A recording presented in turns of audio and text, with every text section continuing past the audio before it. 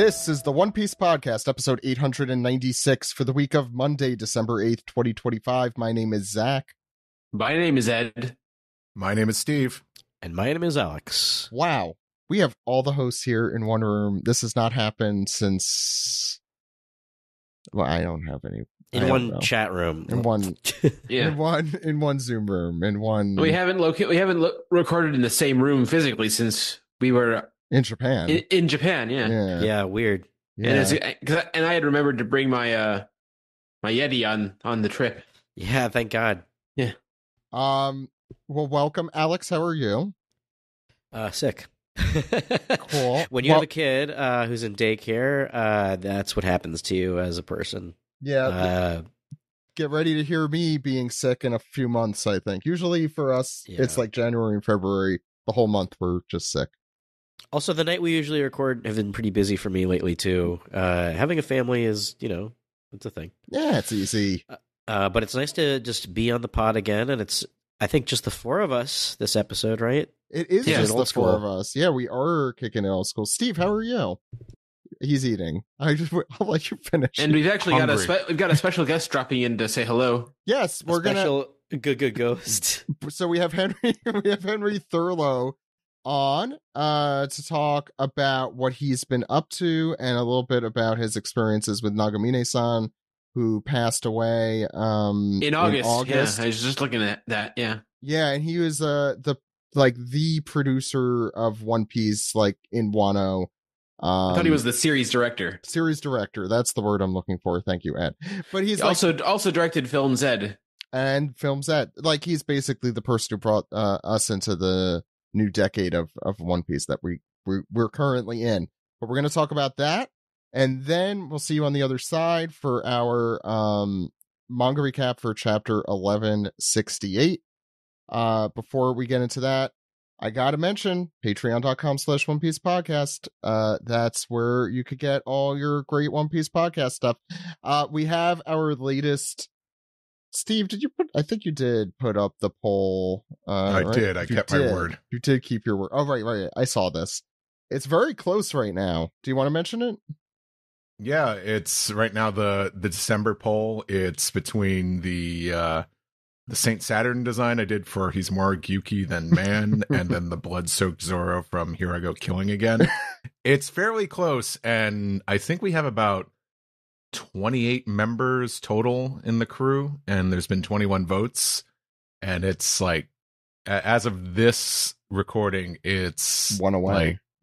It's 52-48 with Zoro winning. So if you want that Gyuki, no, Saturn Gyuki is one of my favorite Steve drawings. Period. It is very good.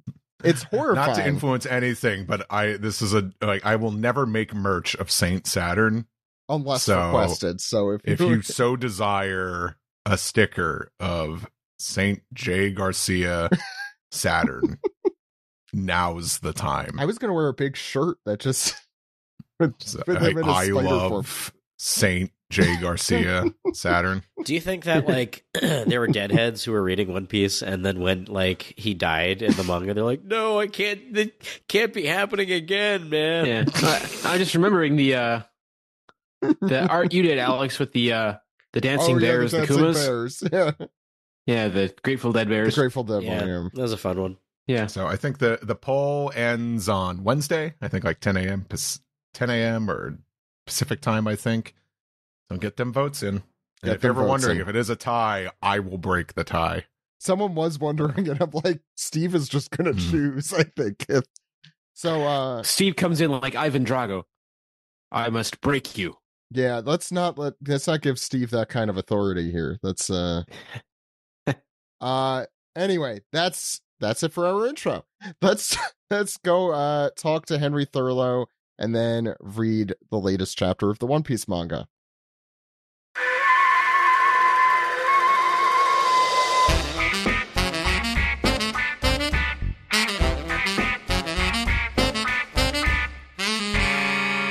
Hello, everyone. Welcome to a special segment. I have Ed here with me. I'm Zach. Hello. We are here with Master of the Universe is the title I think we settled on. but also the director of One Piece episode 1066, as well as animator on many other series. I believe also you did some work on the recent Star Wars Visions specials, the thing that pops into my head most recently. A very, very, very tiny bit. Yeah. And if I remember correctly from like when you first came on, you also worked on Super Jail for old school Adult Swim fans. Yeah. Yep. That's where I got my start in TV animation. We need to put a catalog of our Henry Thurlow interviews together if we have not, because they're all great. But Henry, welcome. Nice to have you back. Thanks for having me. Yeah, it's been a while. I wish it could be under better circumstances, but I do want to catch up at the very least, though. So sure. What have you been up to? Generally, what have I been up to? What can I say I've been up to? Well, the reason I struggle a little bit with how to answer that is because usually, I like ranting and ranting, but right now I'm working for a studio that hasn't really been announced yet. Like it kind of has in Japan. See, I thought once they like got the logo on their doors and everything was up, they would come out with, all these big announcements.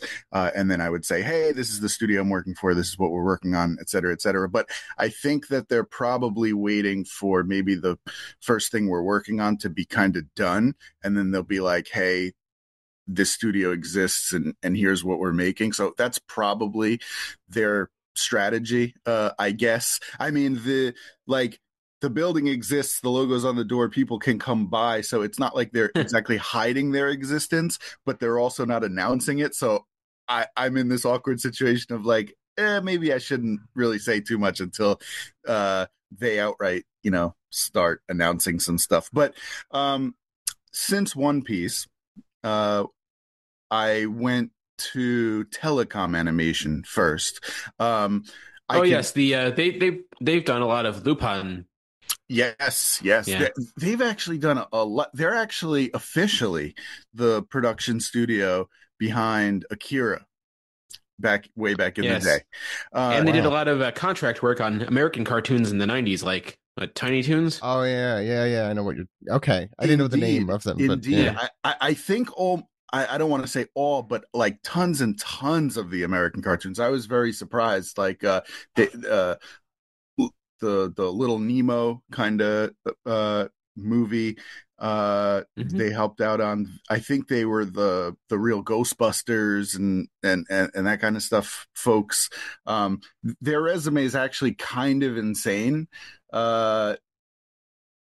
I don't have it in front of me, but like when I was just going through what they worked on, it's interesting. They're not like a super household name, like let's say Piero or Toei or Bones nowadays. But yeah, telecom has kind of gone up and down throughout the years. It's got cachet to me, like Madhouse or Production IG. Yeah. So so what happened was when I left One Piece, I can finally talk about it now because the stuff that I worked on at Telecom was released. I told you guys when I announced I was leaving the staff, like basically, the super quick version is I wanted to direct more stuff. I was contracted even to direct more stuff, but just kind of behind the scenes when they were doing staff shakeups on the One Piece staff, it didn't look like I was going to get direction opportunities in Egghead. And I was like, dude, I don't know how long Egghead's going to last. That could be like years. And it did take a few years. It's been like a couple of years since then. And Egghead's just finally coming to a close now, with a break before even the next thing. So the point was, I was like, I'm not going to wait literally years, before we're even in talks again to direct. Like if I can find a direction job anywhere else. And I was talking to people I was super friendly with on the staff, like super, super friendly with, like good friends to this day I keep in contact with. So it wasn't a confrontation thing. I was just like, look, if I am going to ask around because I don't want to wait years. So if some other studio has direction opportunities or something amazing for me, then I'm gonna go. So behind the scenes, the studio that gave me that amazing kind of pitch was Telecom, because when I went to talk to them, they were like, all right, yeah, we've got some stuff for you. How does this sound?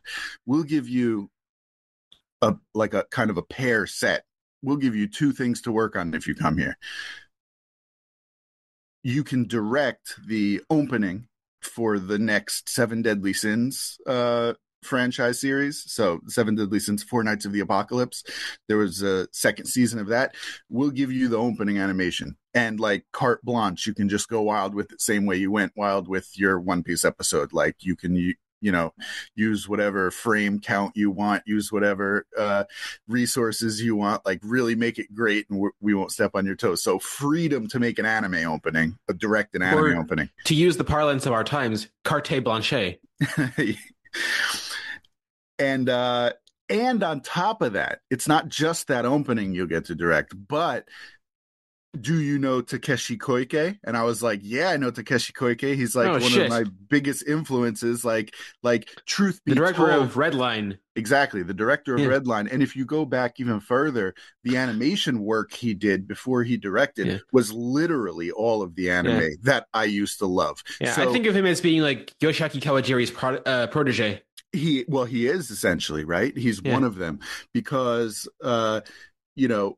I told you guys probably multiple times, especially the first time we met, and I was telling you my story about getting into the anime industry. The whole reason I even came out to Japan, truth be told, as much as I love One Piece and as much as I love all of the shonen series that I ended up working on, the real reason is I love those old school anime OVAs, all the Kawajiri OVAs of the past. The bubble economy OVAs. Indeed. And so Vampire Hunter D Bloodlust and Ninja Scroll. If you look at, and Takeshi Koike worked on all of those. He even worked on some obscure ones like Teito Monogatari, which in English is Doomed Megalopolis. Doomed Megalopolis, yeah. So I was like, yeah, I know exactly who you're talking about, Takeshi Koike. And they were like, well, he's making the finale of his Lupin series right now. We'll get you in as a key animator. And I was like, okay, so I get a directing opportunity and I get to work directly with Takeshi Koike. Deal. Sorry, I love One Piece, but that's a freaking deal. Like I'm not gonna pass up that opportunity. And so I didn't. Left the One Piece staff, and since then, that rules. Like when does that new Lupin movie come out? So it's been out in Japan a while. I think it's coming out soon, because I know we have friends who are going to see it. Yeah. Cool. Yeah, they just announced finally. He himself, Takeshi Koike, has been on kind of like a world tour of it, because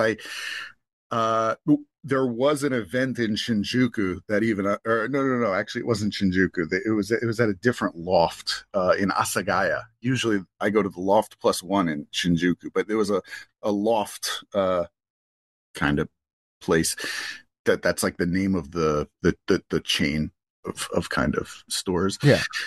And they had like a speaking event. Takeshi Koike was there and a bunch of the staff was there. I was invited there to speak too. And I think he started kind of the tour with that one, but then ever since then, I haven't seen him. And he's been, I guess, touring the world. I've seen him in like Scotland and different countries. Like I follow him online, and yeah, he's just showing it at all different countries. And America's like one of the last ones to get it, I think. But finally, it seems like it's coming out. So yeah, January 4th for those looking there you go. Tickets. Yeah, please check it out. And yeah, it was an honor to get to meet him, get to work with him, and I legit did actually get to meet him. Even if it was just going to be one meeting, I was still going to take on that work, but I ended up meeting him a bunch more than that, and actually that's great. Kind of talking to him. So yeah, it was really cool. No, I get it. And also One Piece is always going to be there. Exactly. Yeah, no, One Piece doesn't go away. Yeah. I think I first saw Takeshi Koike's work in the Animatrix. Yeah, I do think of that one a lot. Yeah, that's a good one. Yeah. And then that telecom job led to some various little freelance stuff. So one of the various little freelance stuff I take on nowadays isn't really like for the sake of work, like I needed the money. It's like for a greater purpose. So like I took on that Star Wars Visions scene, Right. so that I could get in touch with Kinema Citrus, the studio, because I didn't ever work with them and I didn't have any connection with them, and I wanted to actually talk with them because they make another production I love, Made in Abyss. So I was hoping to in the future kind of land some stuff on some Made in Abyss stuff. So did I land anything, or will I land anything? Let's stay tuned for that. But I did make my connections, so I know their production schedules and I can talk with them. So similarly, like, you might see me pop up in a few things, even from here on out, but like very small little things that aren't super impressive, but those were all kind of strategic. Like I should probably work with this group of folks for a reason, because I heard they're making something else or something like that.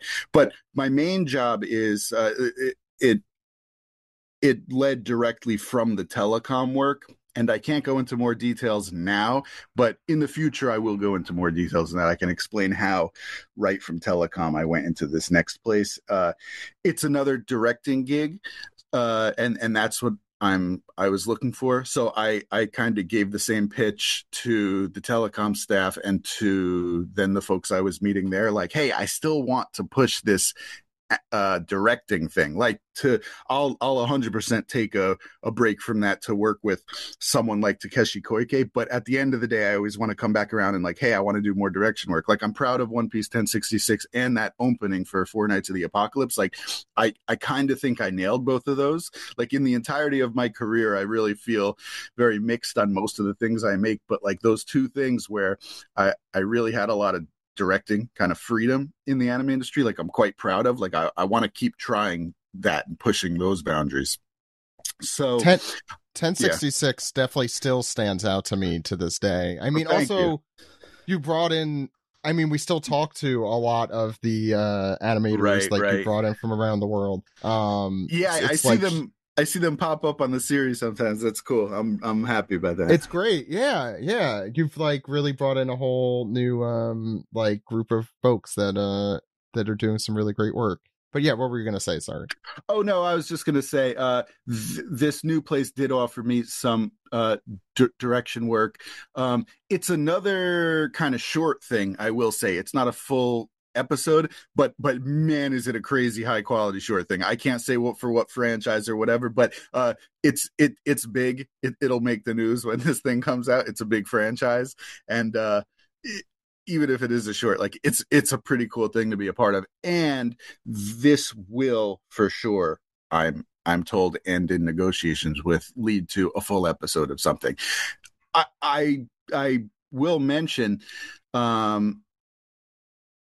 there's a reason why I'm kind of having trouble kind of landing a full episode of something.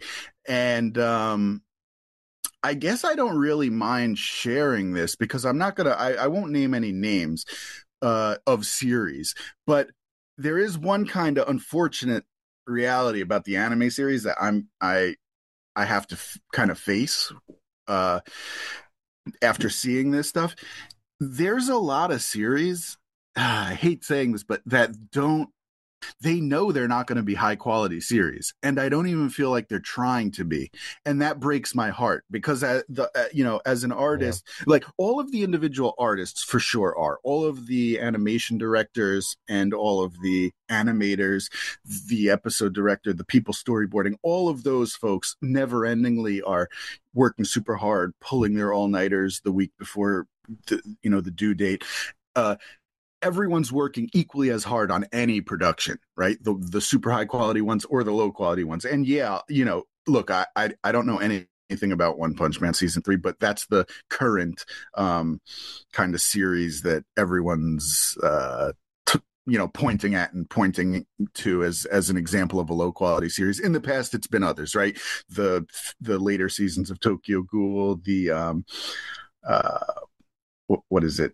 Oh man, I keep forgetting the name. I did a Patreon. Oh, I have to mention my Patreon account too. But I was gonna bring that up for you if you didn't. I didn't. What's the name of the series? I forgot this exact same name when I did the Patreon video. But what's the name of the series with like the kid? It's something Wonderland. Tomorrow's Wonderland. Promised Wonderland. Promise Wonderland. Promise Neverland. Oh my God. Yeah. Okay. You know what it is? I mix it up with Twisted Wonderland, which is the Disney thing that they're making. It's like almost the same name. With Promise Neverland, it was a completely they just messed up from the source material. That's a lot of the issue. I'm not sure if that was an adaptation or an animation problem, but an adaptation problem. There's definitely an adaptation problem. I know. In that case, I've never seen the second season. In that case, I agree. Although the last season of Tokyo Ghoul was the same. I actually know all. I wouldn't say all, but I know a ton of behind the scenes info about that Tokyo Ghoul season because I worked on all the Tokyo Ghoul seasons to a certain extent in between animator or key animator, and one of the production managers I worked with was legit friends with the series director for those final couple seasons. Man, one day I'll be able to spill the beans, but from even that experience, I really came to realize it's not really the artists, right? Because even on any of these series that we just mentioned, at any given time, there's one or two series out there that everyone's dogging on and oh man, this is the one dropping the ball right now.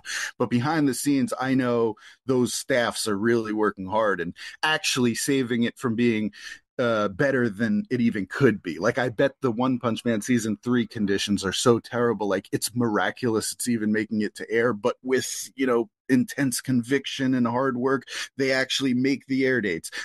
But unfortunately, rather than everyone celebrate that amazing accomplishment, everyone still points to them and says, oh, look what a bad job, because it doesn't look good. So basically, the whole point of me saying that was I was in talks a few times with some legit big series. We're not talking about a small series where I should have been surprised or I shouldn't be surprised that the conditions weren't great. I was talking to some big series that I don't want to name because, people will then know what I know, which is when they even come out in the future, they're not going to be high quality. But, looking at the title, I'm oh, this is going to be a huge one, right? You know what? I'm going to go to them. I'm going to tell them I'm a fan of this series, and I'll make them a One Piece episode 1066 level episode. They just got to give me the same amount of freedom Toei did, about the same schedule. And look, will the quality be 100% the same? No, because every studio is different, but I can tell them I'll contact the same general people. I'll storyboard it with the same intensity. They can get their own episode 1066. They just have to say yes. And on multiple occasions, I've spoken with one of the production managers, even the head production manager one time, and they're all right, sounds awesome. That's great. No, and we love the intensity and let's do it. And I leave feeling okay, we're doing this. Unlike the American industry also, you don't really have to necessarily get the signature to kind of lock it in 100%. It is a little bit more verbal contract here. I didn't, I don't want to go into details, but verbal contracts usually are what you can kind of depend on pretty well in the anime industry. So I had even those verbal kind of agreements of, hell yeah, Henry can make an episode of this. We're going to start in 6 months or whatever. Just hold out until then. Can't wait until you make a high quality episode. And I would be honest up front. I'm not going to try to trick you. I'm going to use a lot of frames, a lot of frames. So that isn't really a budget issue necessarily. It changes the budget ever so slightly, but not some astronomical thing of doubling it or anything.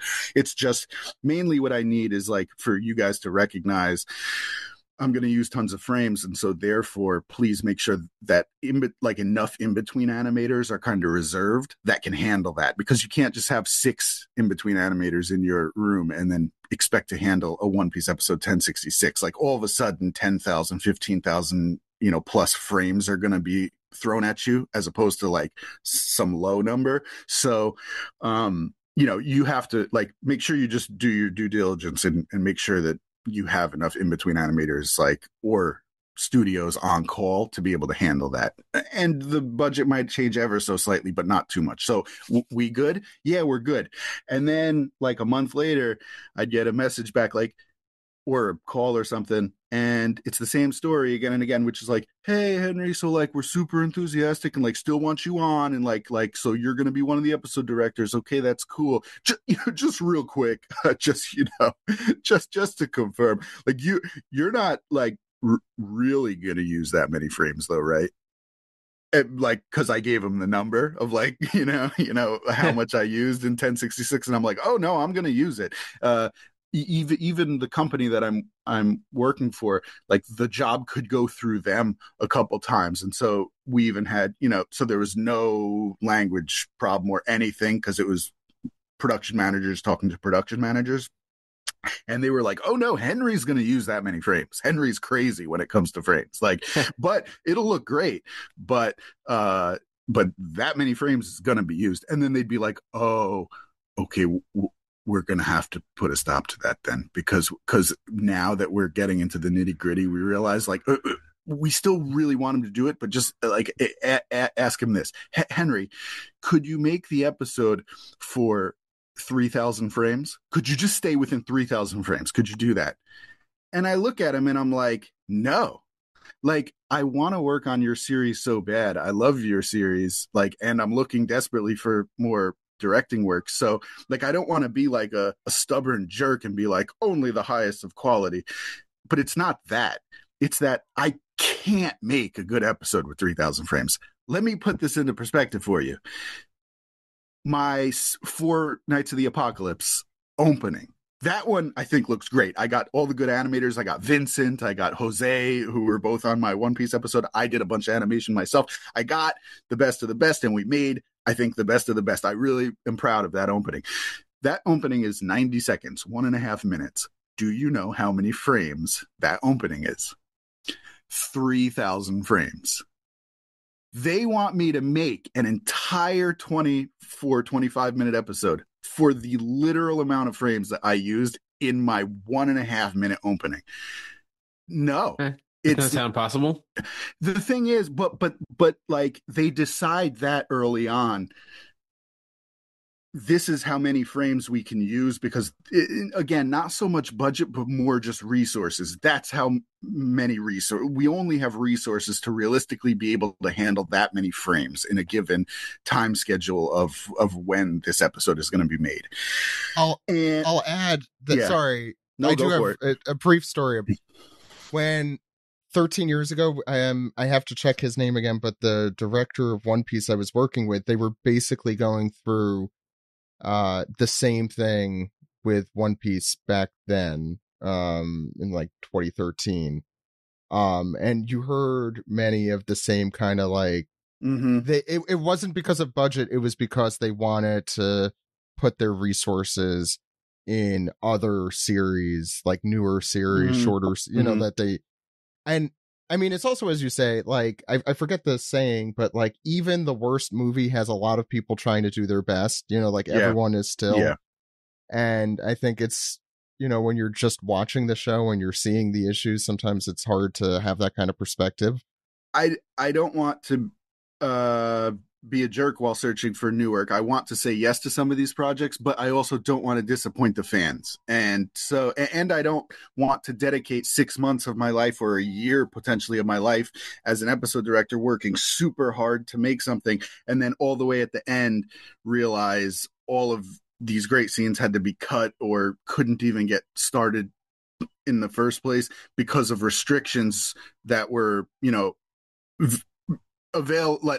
like restrictions that were in my face and shown to me all the way back at the beginning before I even got started. So I only want to say yes to projects that I know have hope, right? And then it's on me. So if the conditions are okay and they say, okay, go for it, Henry, then it's 100% on me. It's actually a lot more stressful in a sense, because I can't blame anybody, right? Like, sky's the limit to how good of a thing I make or bad of a thing I make, and it all falls on me. But I like that. Like, put it on me. That's, my responsibility as an artist. And so I only want to say yes to those projects, but those projects are few and far between, unfortunately. And that's the issue. Even series that you wouldn't expect it, even series where you're like, well, I'm sure that one will that's going to be a world famous series, Henry. I'm sure they'll let you do a good episode. And then behind the scenes, I realized, oh, they're restricting it to 3,000 frames or 4,000 frames or something. And it breaks my heart in a few ways. As a creator, I think, oh no, I thought I was going to get a job here and now I'm not. But even as a fan, I think, oh no, I'm a fan of this series. And now I realize, before any other fan does, behind the scenes, this is never going to be a high quality series. When this eventually comes out, this is going to be, I don't know if it'll be One Punch Man season 3 levels of tragic, but it'll be just fine. It's not going to have crazy Sakuga. It's just going to be nice drawings looking back and forth at each other. And then, oh, look at that. You added a sequence with a couple hundred drawings there, and very sparingly. And so I just, not as many series out there are really going for it. And so I'm just holding out for the series that are going for it, because that's what the directors that I would respect the most in the world do, right? The Takeshi Koikes, the Ishitani Megumis, right, on One Piece. Those folks and more are like, I'm not doing anything unless you give me the conditions to make the best of the best, right? And another person who was like that was Tatsuya Nagamine. So there's the transition. And when Wano started, to link it truly with what I'm saying now, I don't know if it was 100% just Nagamine-san. It was Nagamine-san and Akahori-san. Akahori, forget his first name, but anyway, Nagamine-san and Akahori-san, the now I think main producer on One Piece at the time, main production manager.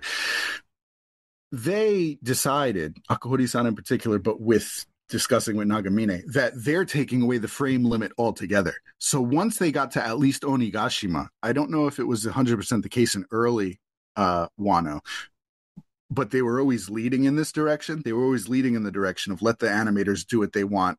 Toei Animation should be able to find the resources given the juggernaut it is.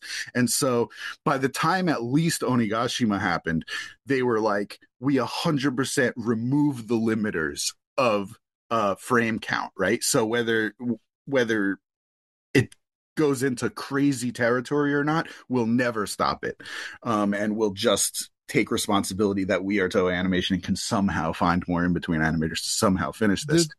This almost makes me wonder, in an alternate universe, like what, I guess, like the episodes without that limiter would have been like, before Wano, after whenever that limiter was probably put into place. Well, you don't need to, I mean, obviously, it would be interesting to see how specifically a One Piece 1066 or 172 might look with a 4,000 frame limit. But I'm thinking of the opposite way, even. Oh, what if you took the limiter off? Yeah.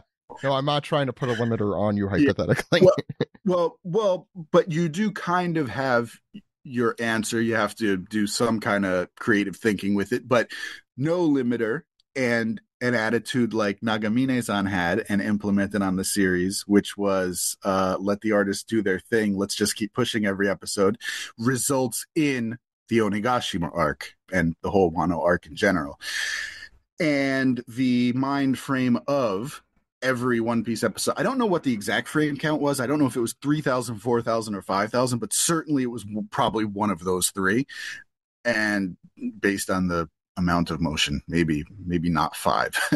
But if you look at Whole Cake Island, let's say, or before that even, the outside of the specialty episodes, the Naokitate episodes of like Thriller Bark that kind of moved, if you look at just your average, I used to talk about those all the time back in the day. Yeah. If you look at your just average One Piece episode, that's probably a 4,000 or 3,000 frame limit, something like that. So if you applied that to Wano, then that's what you would have gotten. You would have gotten an occasional episode where they give a specialty director a little bit more freedom to move the thing a little bit more.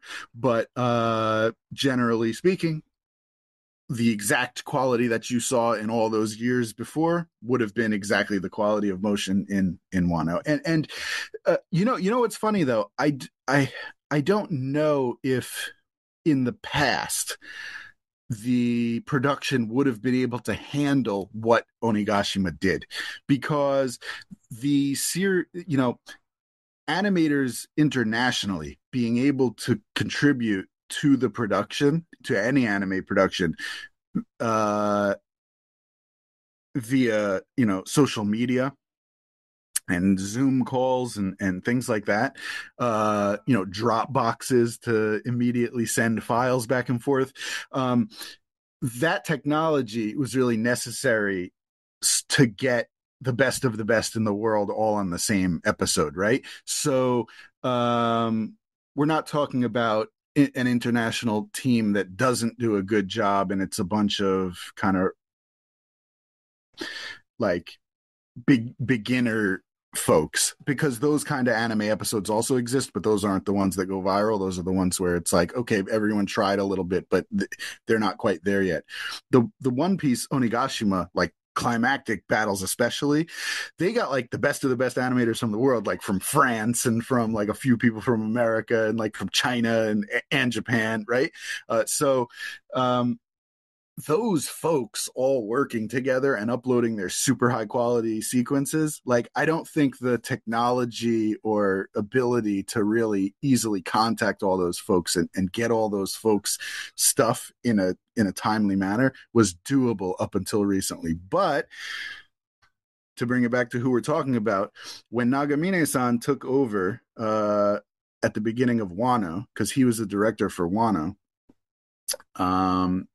he changed all that. He was the one who's like, this is the right time, right? I think what he was tasked with was like, you've got to make, like, can you make One Piece truly an international sensation in the sense of how high quality the anime production is, right? One Piece is obviously was already a big famous franchise in general, but like when you thought of like the most monumentally high quality, amazing anime series out there, your mind, even of the time, let's not go back in time and talk about Vampire Hunter D Bloodlust. Let's be realistic and think of the time. Well, people think like Demon Slayer, or people think like the highest quality episode, even of Pierrot stuff. Pierrot, one thing I always felt Pierrot did better than Toei was like, they would pick an episode of like a Naruto saga or something and be like, this one episode needs to be the greatest freaking piece of animation that's ever. They also did Bleach and Yu Yu Hakusho back in the day. Yu Yu Hakusho, yeah, they've done a ton of. They did Tokyo Ghoul, including the first season, which is monumentally like famous and made the franchise huge. So Pierrot, whenever they wanted to pull out the stops, they could just suddenly make a greatest animation of a generation kind of episode. Toei was never really doing that. You can point to a bunch of really great One Piece episodes, but you're probably talking mostly about plot that happened, maybe a little bit about animation, but there was never this like, oh my God, that's untouchable God tier, Sakuga, just the greatest stuff you've ever seen. And then Nagamine-san was probably tasked with, you got to bring this into One Piece into that realm if you can. And his philosophy was like peace, not war, I think, right? I think a lot of directors and people on the creative staff, they're kind of gatekeepers to a certain extent. Like, I don't want to let everyone in. I want to be. It's a collaborative work. It's a collaborative work, and I'm not willing to just throw the floodgates open and let everyone into the kingdom, Like, I want to be particular about who I'm working with and who I can trust, and who has the resume that I think is appropriate for blah, blah, blah, blah, blah. And Nagamine-san, I think, picked, and he influenced everyone who's worked on the staff, including me, very, very deeply. Like, if you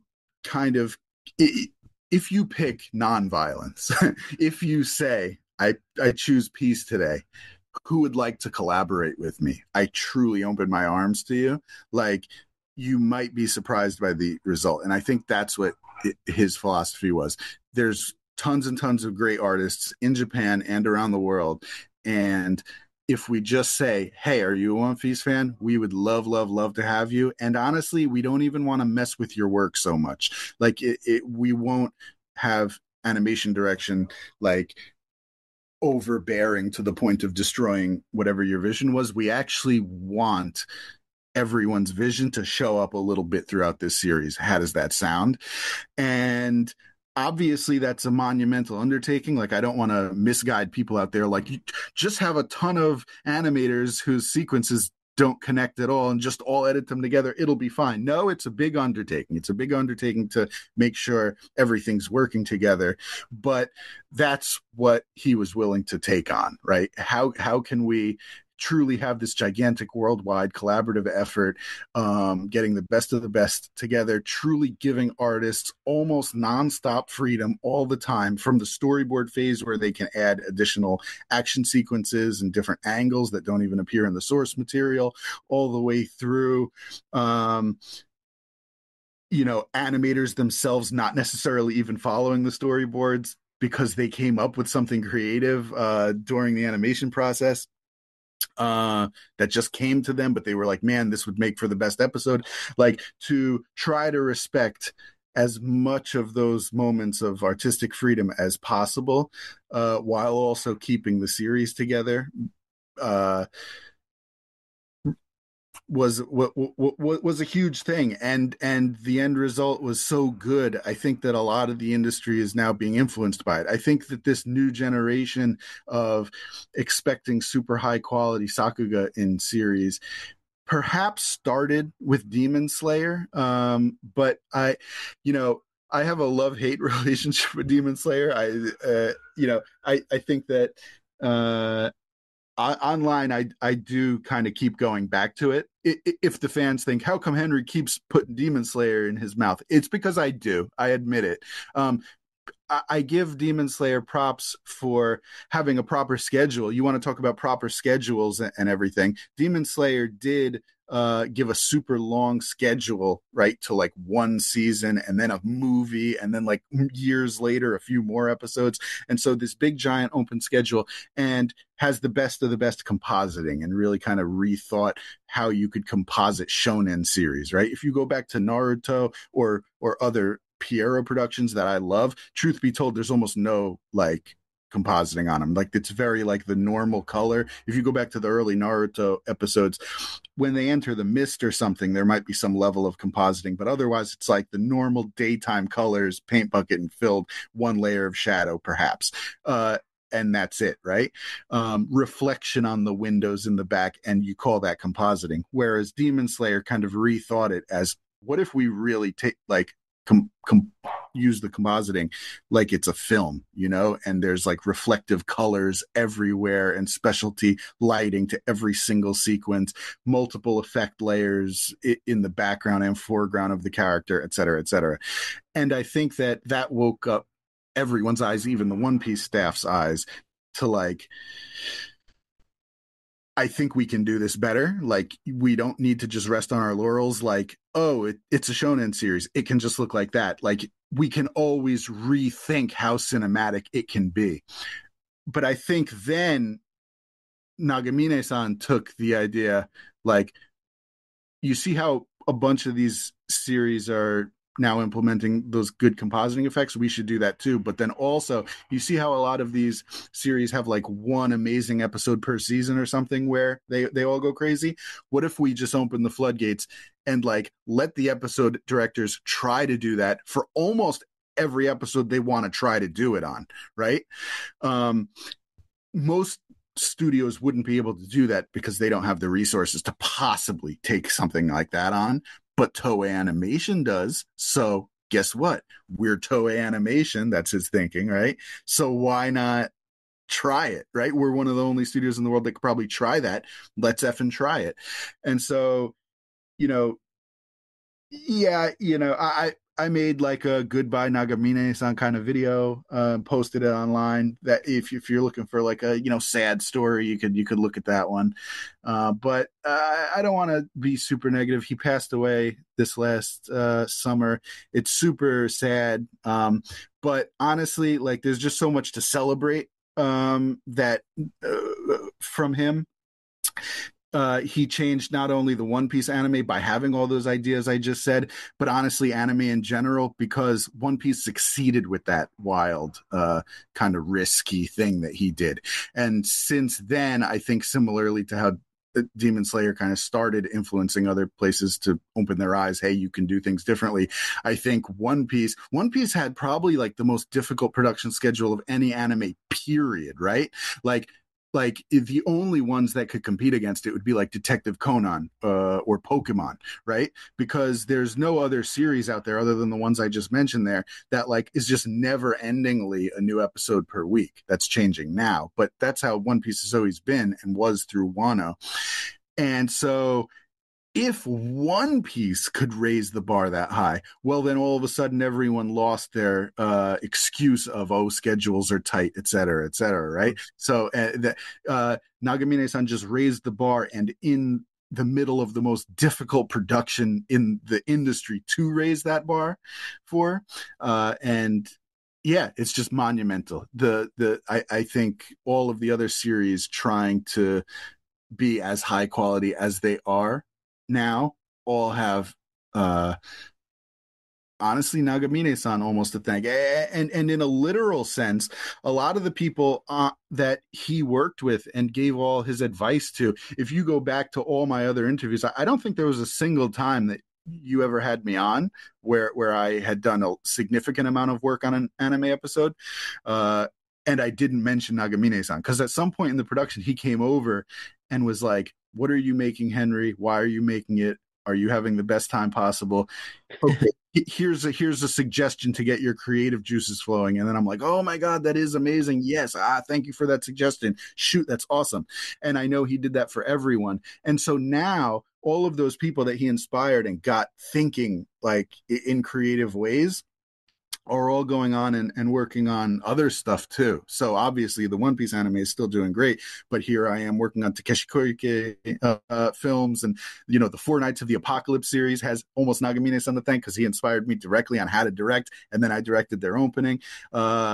Michibata-san, who's one of the more famous like directors from throughout the Onigashima arc. She was the main episode director for 1017 I worked with. She works with Vincent a lot too. She directed one of the episodes, I think even the best episode personally, of the recent My Hero Academia season. And she was one of the episode directors working under that Nagamine-san era. So, My Hero Academia, even one of their best episodes, you can draw a direct link, not too many, degrees removed from Nagamine-san. So yeah, I guess that's a few weeks ago I messaged you guys like, hey, I should probably hop on the podcast sometime soon just to mention him. I want all the fans just to know his name. Like everyone knows certain famous names in the anime industry, rightfully so, the mangaka names, Oda Eiichiro and Akira Toriyama and stuff like that. Some anime directors too, Makoto Shinkai. Tatsuya Nagamine. I hope you put that name on your list. It's absolutely tragic, F cancer and all that. But what a shame, but also just, thank you, Nagamine-san. Just want to say that as many times as I can. I do want to say before we transition that I think Nagamine-san could also be a lot of the reason that One Piece is as popular, particularly internationally, I think, as it is today. I think we all experienced a huge boom, not just during the pandemic, but probably, I think, when Wano was starting, which is kind of the same time, because of just the insane quality of the anime. And because I would say abroad, I think more people probably consume One Piece through, even in Japan, I think more people consume through the anime generally. 100,000,000%. Yeah. I mean, that's not even a maybe. Like, we were all One Piece fans for a long, long time, right? It was a gigantic hit, multi-million, if not already billion-dollar kind of gigantic monumental thing in Japan and maybe in a couple other Asian countries, but it wasn't in America. The 20 years ago when I first started watching it. Yeah, the 4Kids release totally bungled it, and like since then, the thing is, it also, like, let's face it, the character designs are silly, right? And I think Americans in particular, American anime fans, were always looking for the cool series. So if you look at some illustrations from Bleach characters, or illustrations of, Akatsuki from Naruto, you're like, oh, look at these badass ninjas, right? And then anything above that, Ninja Scroll or Vampire Hunter D, is even more like adult, awesome, armored, badass character. And then you look at One Piece and it's like silly pirate. And there was a group of people, us, who were like, I'm still going to give it a try. And then when we did, we realized, oh, this is the greatest story I've ever seen. But there was a lot of people just not even giving it a try and no incentive to give it a try. And when it started getting shared constantly all over the internet, and everyone everywhere was talking about it, the best looking anime right now is One Piece. The craziest animation sequences in the industry are coming out of One Piece. Even haters would be like, One Piece? Does it really have that good animation? I never thought it did. I know it didn't, but check this out. And then you'd put a sequence in front of them and no one could deny it. They'd be like, dude, that's crazy. Maybe I should catch up because that's crazy. And that obviously happened. And by the way, there might be some people out there thinking, well, I mean, not that there'd be anyone like, being tough on Nagamine-san while hearing this interview, I would hope. But there might be some people thinking, well, realistically, just keeping it real, it might be another name. It might be like Ishitani Megumi-san and like her amazing episodes. It might have been Henry Thurlow. Henry Thurlow did 1066 and that made the news. There might have been other things that were also in play. Yeah, but it all goes back to Nagamine-san because he was the chief director of the entire series, meaning that everything had to get the okay from him. And when was the first time I jumped on the series? 903. When he was the director. When did Ishitani Megumi-san direct and animate her first episodes? I forget the exact episode number, but it was right in the middle of the 900s. That was under Nagamine-san. So why did any of even those other names get a chance to work on the series? Because Nagamine-san okayed it and or said specifically, get this person onto my staff. So like all of the names and all of the sequences, even the episodes that you don't see his name in the credits for, he was the chief the chief director of the series. It's all thanks to him giving the okay or the suggestion to do it in that direction anyway.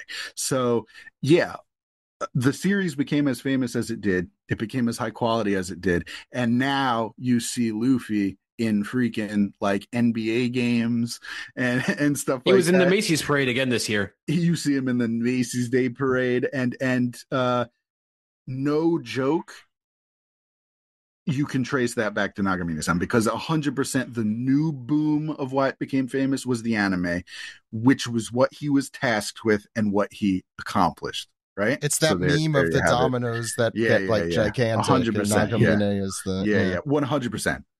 Yeah. No, it's really heartening. I do like the idea of like we should be, and it's a great opportunity to celebrate the amazing work that he did and the amazing impact he made on the series. Because it's undeniable. I think before we knew Nagamine-san's name, it was obvious. Yeah. Just like the tremendous changes to the series and what they did to the fandom is incalculable. Henry, yes. Before you go, Ed did have a question that it was about the current current seasonal the current schedule. I'm torn.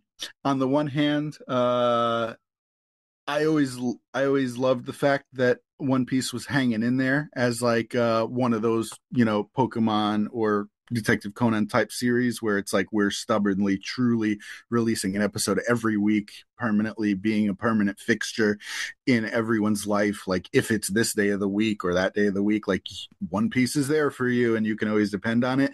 And I never minded that, the pacing gets slowed down here or there. I always felt like, I mean, sometimes it can be bad and the episode director could do a really bad job with how they extend that, keeping it real. But other times all of a sudden you get really creative original scenes or animation sequences, or fillers. Even they're very rare throughout One Piece, but like even One Piece never outstayed its welcome with the fillers. I feel there was never like a 40 episode filler saga where you're just like, oh my God, we're on month 5 of this still. Like it would always be like 2 Foxy episodes in a row and then we're back. So like I can handle 2 Foxy episodes. Like I could handle more than that. So I think that's a shame that I'm sure that that's coming to an end. You're not going to see as much of that, if literally any of that, if they change the production schedule to be more seasonal. But on the other hand, I understand the stress the animators have to go through. I hope they're getting paid the same. I hope they have like monthly kind of salaries as opposed to per cut salaries, because if it's per cut, then at the end of the day they're not really making any more money. But if they have some kind of monthly contract with Toei, then it would be the case where they can work on their sequences legitimately slower, and better, without as many tough schedules. So yeah, like pros and cons. The biggest reason, I believe, I mean, I'll say this. I don't even know if I was supposed to say this, but I will. I because I think they announced it generally. It is. I'm 99.999% sure. The fact that even Oda has slowed down with his manga now. Like he's not making we know that, we see it. Yeah. Every day. It's and it's totally fine. That's not me negatively critiquing Oda. I mean, Oda Sensei, please take as much time as you need, of course. But from the anime production standpoint, like in the past, you might have had, there's 52 weeks in a year. There was always a few maybe breaks throughout the year, but it might have been something like 45 new chapters a year or something like that, right? And then how many anime episodes? Well, with the same few breaks a year, maybe 50. Like, so there was always a little bit more anime than there was chapters, but you're close. So you had 2 filler episodes or 3 episodes go really slow, you're fine, right? And you'll always stay that, year behind where the manga is or so. But now all of a sudden he really is down to like 30 chapters or something a year. But the anime, if that's still airing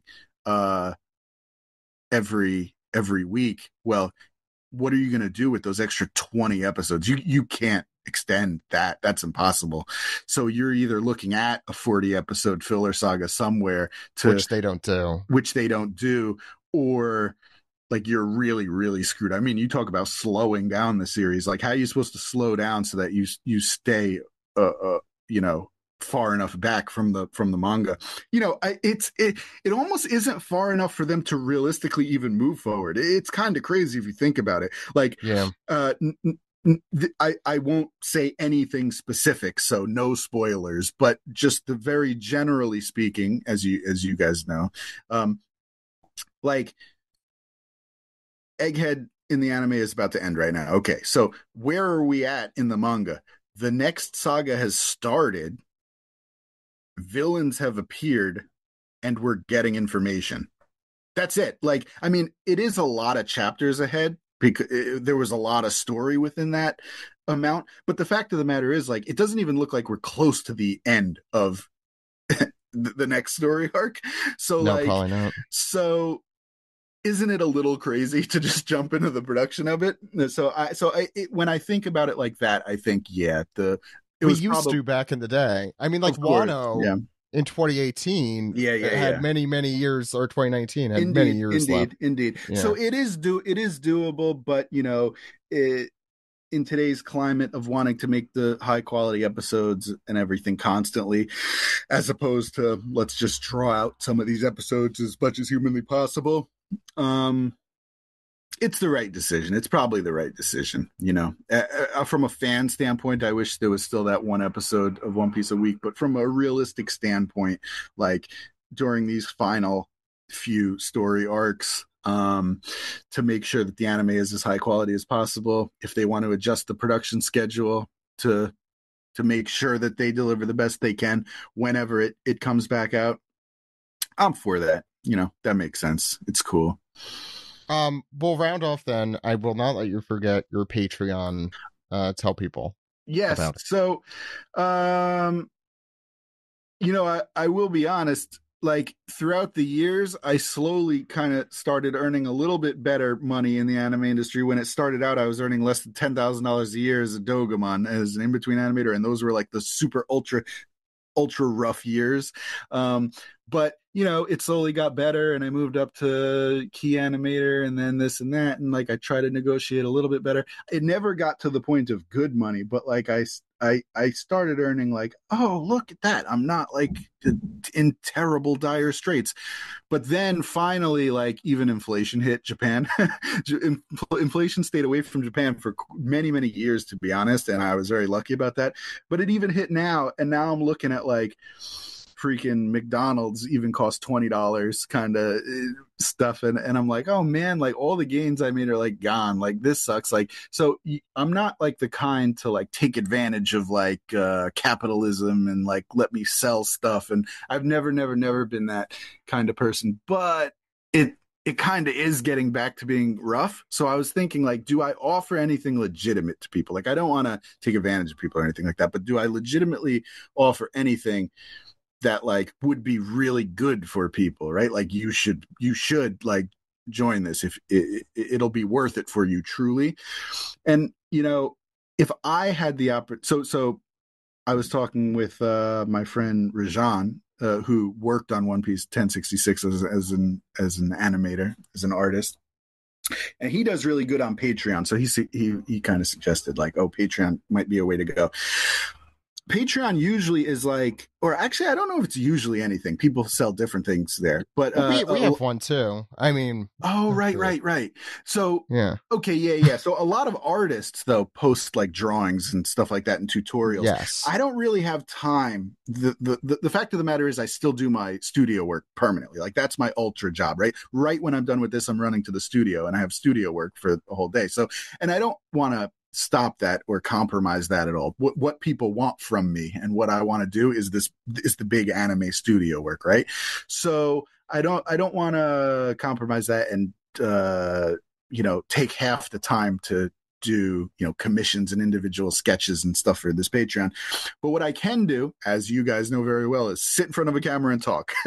That's the one thing that I'm good at. So that's also kind of what like college courses are like. So when I was in college, you would go in, sit down, and then the teacher would talk for a while, and it would be questions back and forth, and they would have a whiteboard essentially, but that would be it.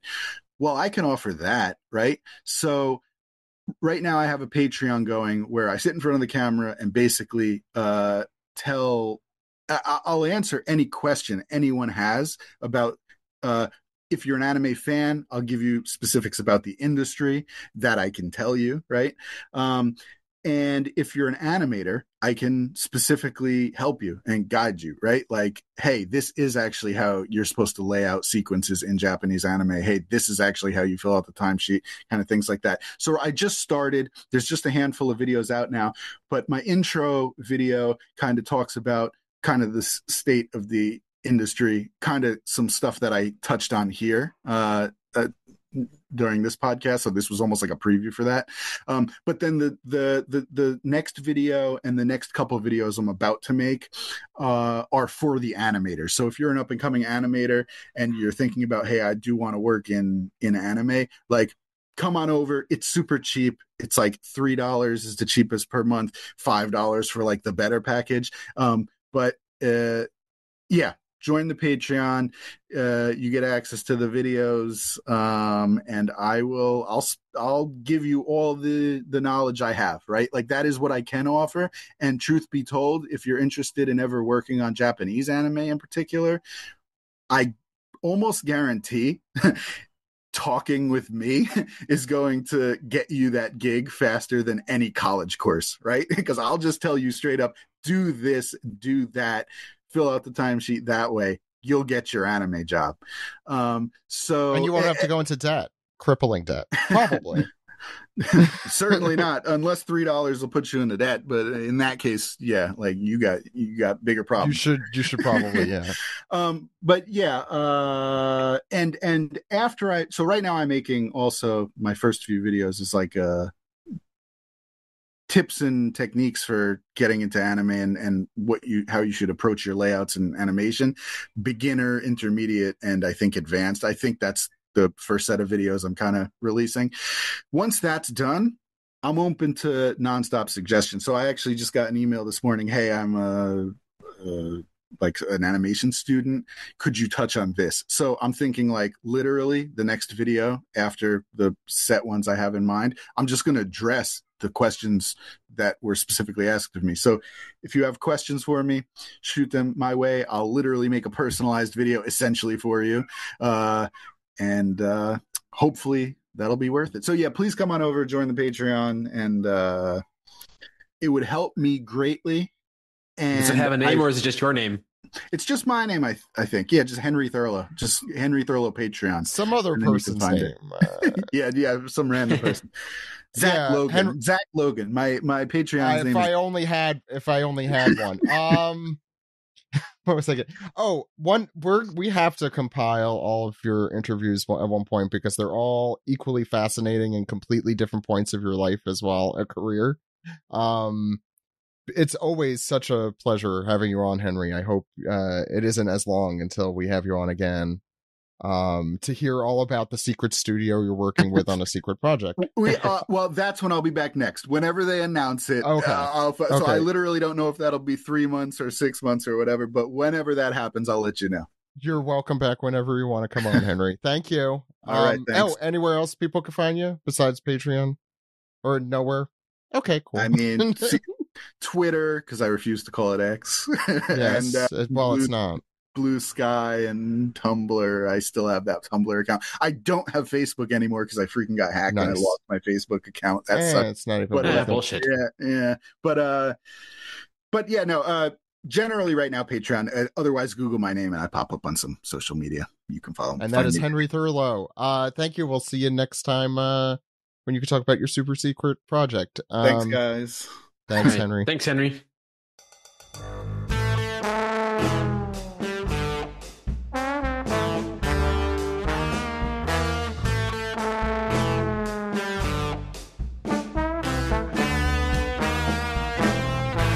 This is the manga recap for chapter 1168, The Snows of Elbaph. With a poetic title like this, it's going to be serious. Anyway, you can read this chapter and all chapters as soon as it comes out at shonenjump.viz.com or mangaplus.shueisha.co.jp. Ed, want to talk about the cover page? I was going to talk about Oda's author comment this week. Oh, of course. We have to talk about Oda's author. Yeah. Yes, this week, Eiichiro Oda ate a thing. And he says, I can't stop eating from cookie cans. I realize macaron bolo are to blame. I looked it up. They seem to be like this, like small macaron cookies, like the meringue ones. What's going on the cover page? I want cookies. I don't have anything else to say about it. Oh, yes. On the cover of One Piece this week, it's like listening to an Instagram story, but in word form. Well, it's always either Eiichiro Oda ate a thing or Eiichiro Oda went to a concert. So this week it was Eiichiro Oda eats a thing. Yeah. Or Eiichiro Oda plays video games. Have basically just become social media posts now. Yeah. But on the cover of One Piece this week, we have a reader request for A Family of Sheep Knitting Hachan 6 Gloves by Mrs. Fuji. I forgot. I'm like, why not 8? And then I forgot that his legs are 7 and 8. I have a CinemaSins issue here. These are not snow shuffles. These are regular shuffles. Yeah, I hope. I hope someone got fired for that blunder. I hope this manga gets canceled for this blunder. Yeah. This episode of the podcast is brought to you by Lowe's. Yes, Again? and As in an all new low. yes, these of manga criticism. the black they got the black-wooled sheep, and they're knitting gloves and putting them into a big bag that says "Thank you." How do And you Hachi's- shovel with those kind of shovels, though? Very slowly. I don't know. Maybe it's like, I don't know. You ever like try to like shovel your driveway and it's like that some ice just is really coating it and you got to just get at it with like a metal shovel. Honestly, Maybe we're at like that point. snow shovels are huge and really cumbersome looking. If Yeah. I were Oda, I'd be like, "This is too stupid to draw. I think I'm just gonna make them regular shovels." Did everyone else get snow this week, or is it just us? Oh, we got it. Steve definitely got it in LA. Oh yeah. Oh, ooh, brr. Yeah, we're up to like a total of like 8 to 10 inches total since like last weekend. Aren't y'all lousy with snow in Chicago anyway? Yeah, we can't get rid of the stuff. Why don't you just dump it in the big Finger Lakes? It's The really Finger- only one finger. And No, it's different not the Finger. Finger No, the Lakes. Finger Lakes are not. That's not Chicago. That's in New York. That's That's upstate a Great New York. Lakes. That's a Utica expression. Oh, the Great Lakes. That. yeah. Oh, yeah. Yeah. Well, I think all lakes are kind of shaped like fingers when you think about it. And all lakes are great when you think about it. What a marvel of technological nature. Okay, we're done. What are lakes but not the fingers of water? I hate all of you. Takoyaki ate his food cart at sea, right? That's right. And- Yeah. And, Sorry, I and can't check get it out, over it. Alex. Yeah. It's they're takoyaki black gloves. Oh my god, takoyaki braku. And what is takoyaki if not the fingers of food? I think that would be like chicken fingers. You know, those are the like finger food. I Chicken wasn't legs. counting those. Do you eat takoyaki with your hands? Yeah, I pop one on like what do you What's that? call those? They're like the cone thing. What the hell is that snack called? I've lost it. What the bugles? Bugles. Bugle. That's how I put the takoyaki. That's how I eat takoyaki. I put one With your on each witch, finger. with your witch nails. Except they're takoyaki balls. It's a corn chip nail tip. Oh man, now that's an SNL commercial that I absolutely love from that era. And beef. Wow. This is Look, somehow Hachi would be the guy to shovel your driveway. Imagine Yeah. how many bugles Haji could eat with all those hands. maybe we have guests on to like ground us because I feel like this is This is great. No, Just That's like a old very times. nice I think we house need to be a there, little more Sheephead. unhinged. Yeah. Ed, what's going on the first page of the manga? No, Steve is doing the That's first not page. me this week. Yeah. I mean, Ed. I mean, Steve. What's going on? You the don't first even page know of the who manga? the people are anymore, I Alex. don't even know my name. I'm old. I'm confused. I have a child. My head doesn't work, which is true. That's true. It's true. Yeah, I really. You're Well, old. that Did a robot same- come by and eat your pills for energy? Yes, and the robots are strong. I reference that all the time, and no one knows it. But it's okay. Sam Waterston for Old Glory Yeah, Robot it's- Insurance. Yeah, It's- maybe it's a very if good clip, maybe if yeah. you were Sam Waterston, people would get your references, Yeah. Steve. I guess so. Yeah. Or I've always here's said this. another one. Do not taunt Happy Fun Ball. Oh my God, Happy Fun Ball! Can we just talk about SNL digital commercials for a while? Or Chris Farley and Adam Sandler doing an ad for Schmitzgay beer. Schmitzgay. I was looking for that GIF the other day of the sunglasses going up. Yeah, fantastic. Why am I letting this happen? It's hard to find the original version of that because it uses a Van Halen song. You could That's stop right. this anytime. Or No, I can't. Crystal Gravy. That's a good one. I think this is beyond my powers, which I have very little of. Steve, you could actually stop this by starting to read the first page of the manga. Yeah, Steve. I think Well- Steve, your fabulous abyssal powers will start this manga Abyssal? properly. Abyssal. Like Abyssal? Abyssal, like the brand Bissell. Hold on, before we get going, Zach, I want to know how you thought because you said in the last episode of the podcast you didn't know how you've never said the word abyssal out loud before. I want to know the other way that you would pronounce abyssal. Oh no, I just have never heard Abyssal. Abusi? I guess you could do it. Like you're asking me to Steve. purposely.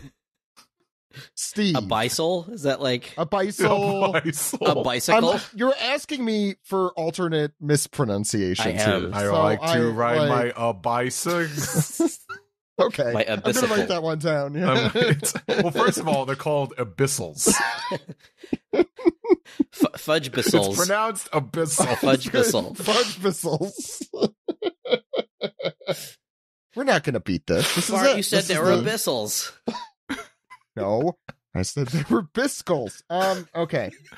Okay. That doesn't really make sense. Oh man, we're great. We're great this episode. No one's ever great by saying out Yeah. loud, man, we're great. You've really just doomed this episode. Yeah. Which I think was already doomed. All right, where were we? I don't know. Sorry? Well, we're in that same year, 15 years ago, which was, I guess, the year from the last chapter.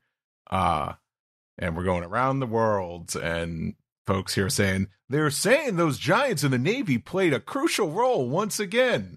That's great to hear, as this guy's reading a newspaper.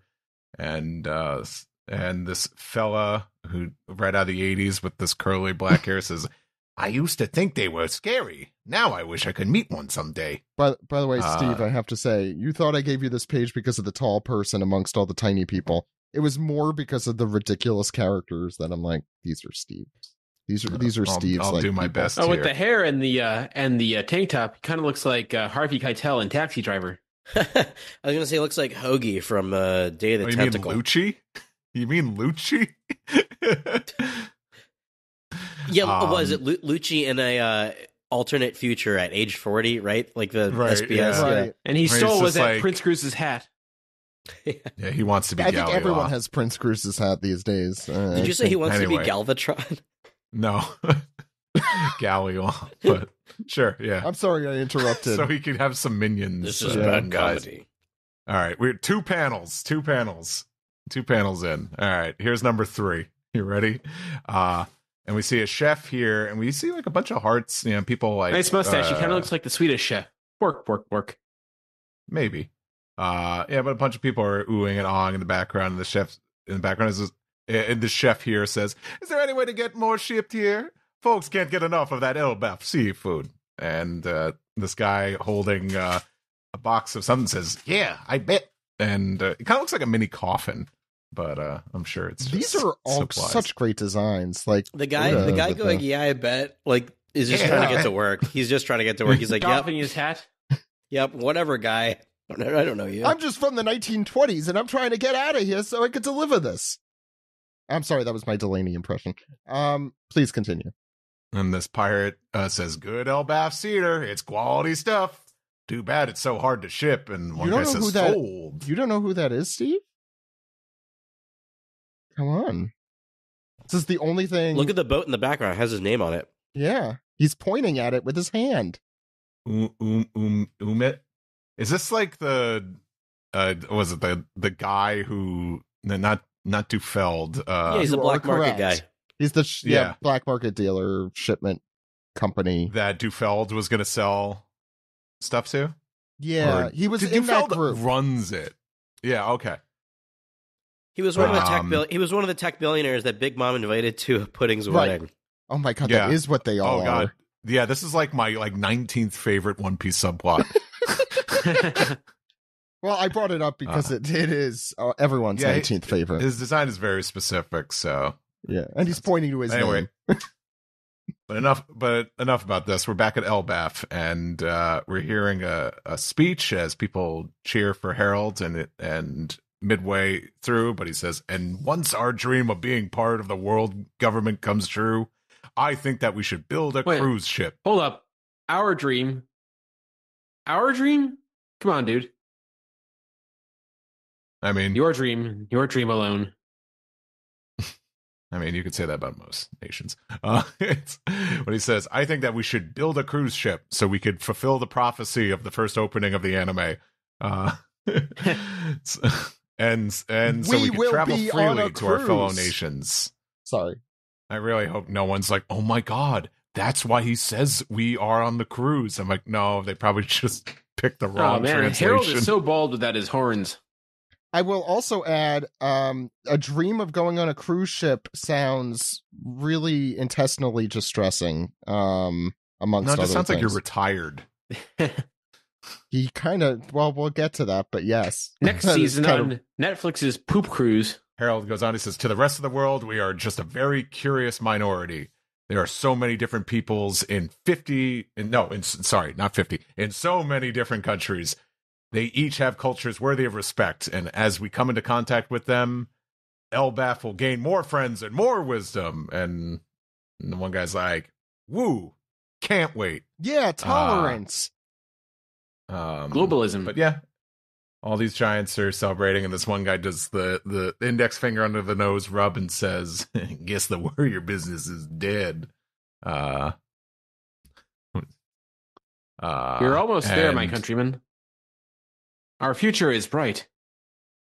Yes. Happy days Harold are here says again. that. But then we get the damning, I will see it through, Ida. And we go to the Walrus School here, and children are playing, giant children. I need to specify, but and Harold's kicking back with Saul here, and he says like it's all he credits him for building the school, and Saul here says a lot more healthy in kids swinging swords. As we go to the next page, Alex. It don't scare you thinking about what you're losing, Harold? And Harold says, I no longer think of military might as our national strength. Ida taught me everything I know. The fact that I met her is my lifelong treasure. And we see her lovely grave being, it's just adorned with flowers on a nice little hill in Elbaph. And flashback within a flashback begins. This is Ida's home, and we see several people waiting outside, and one of them is Hyrodin, very clearly. And we go in the house, and Ida's in her bed, and she's talking to Harold. She says, "You've really changed. When I first came here, I was terrified of all the civil wars, but you've changed this country bit by bit. Children studying hard, bright and cheerful laughter. It's like a completely different country." And he says, old practices, strange customs. We ought to throw out all the bad habits of our warrior past. And Ida, being one of the most relatable characters in One Piece, saying, really? But I like warrior's pride. I think it's cool. You want to treasure your culture. And Harold says, well, what about the fact that you and I weren't allowed to marry? I've never gotten over that. She laughs and says, you told them you wanted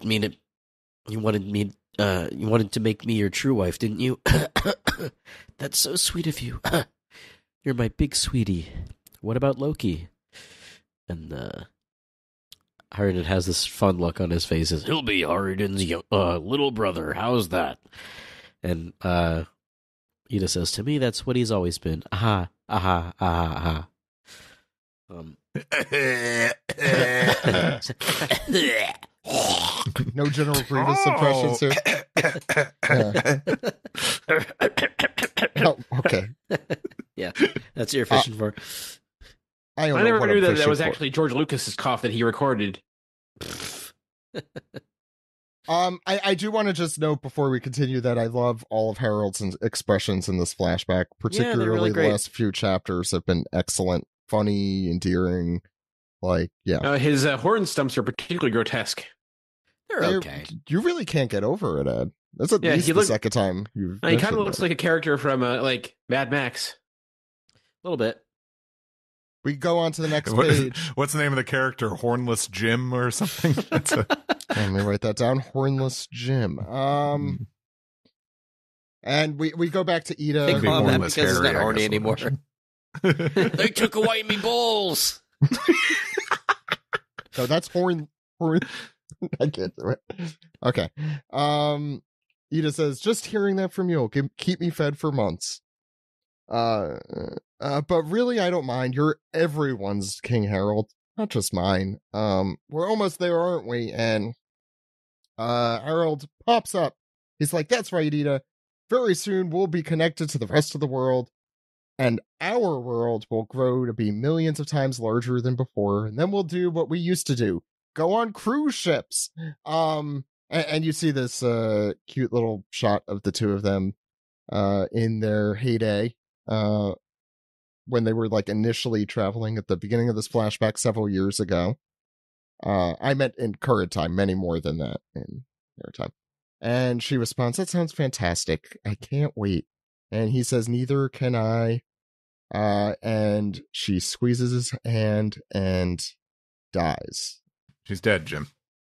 So we move to the next page, and we see Harold covering his face as he leaves the Ida homestead. And I really, really like this panel. This is like a cool perspective shot where from above, where like a moment of, drama and heartache you could feel.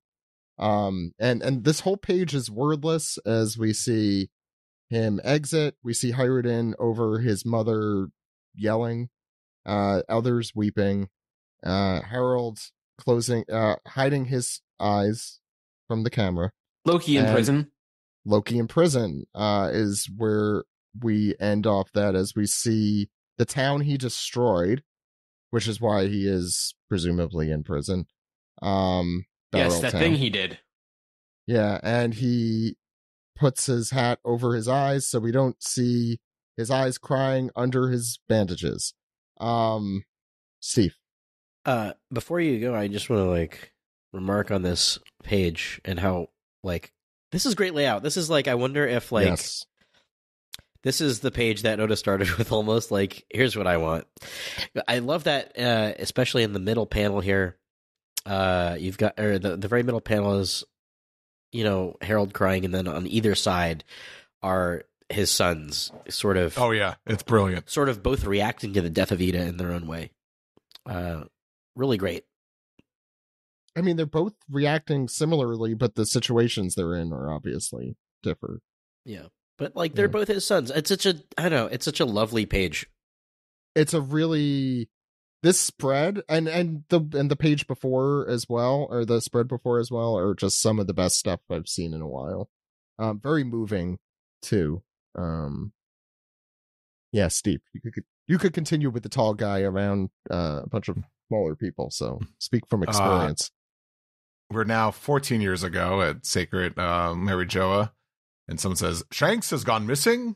Yes, and once his current mission was complete, he was on track to be made a full-fledged knight. He was this close to earning his knighthood.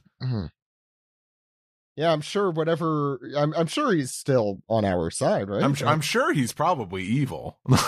No. But we're in the Five Elders room. I guess, yeah, these are the Five Elders talking. It says, as his backup, that means you have a golden opportunity. Will you take it? And Harold's like, ooh, of course. me. I do. Yes, I crave booch. Let me lick it. Gimme. I want to join the Knights of God. It means that Elbaph will be allowed to join the government. And then they're walking and talking, and a brilliant panel here where we just see the Five Elders. They're walking, and then we just see the giant boot of Harold here in tow. And he's just sort of clumping, or his steps are very heavy. He's so big. It's just, oops, I stepped on one of the elders. Oh shit. It's okay. They're gonna regenerate. So it's like a bug. I mean, with Saturn, literally. And this is Vinestro saying, "Congratulations, the Great One trusts you." And I believe this is who's the Gorbachev one again? Warcury? Saturn. Yeah, Warcury. Warcury says, "What a long haul it's been, and now you will be known. What a as long, the strange king who trip it's been from the other end of the now hallway. You will be known, and now you will be known as the king who changed Elbaph's history forever. Now.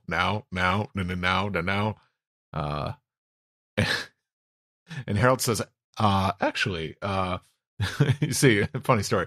On the day that Elbaph is entered into the world government, I plan to abdicate the throne. Someone younger and pure deserves to be our king. And this is Peter, right? St. Peter? Jupiter? And he's, yeah, Jupiter. And he's kind of just side-eyeing like,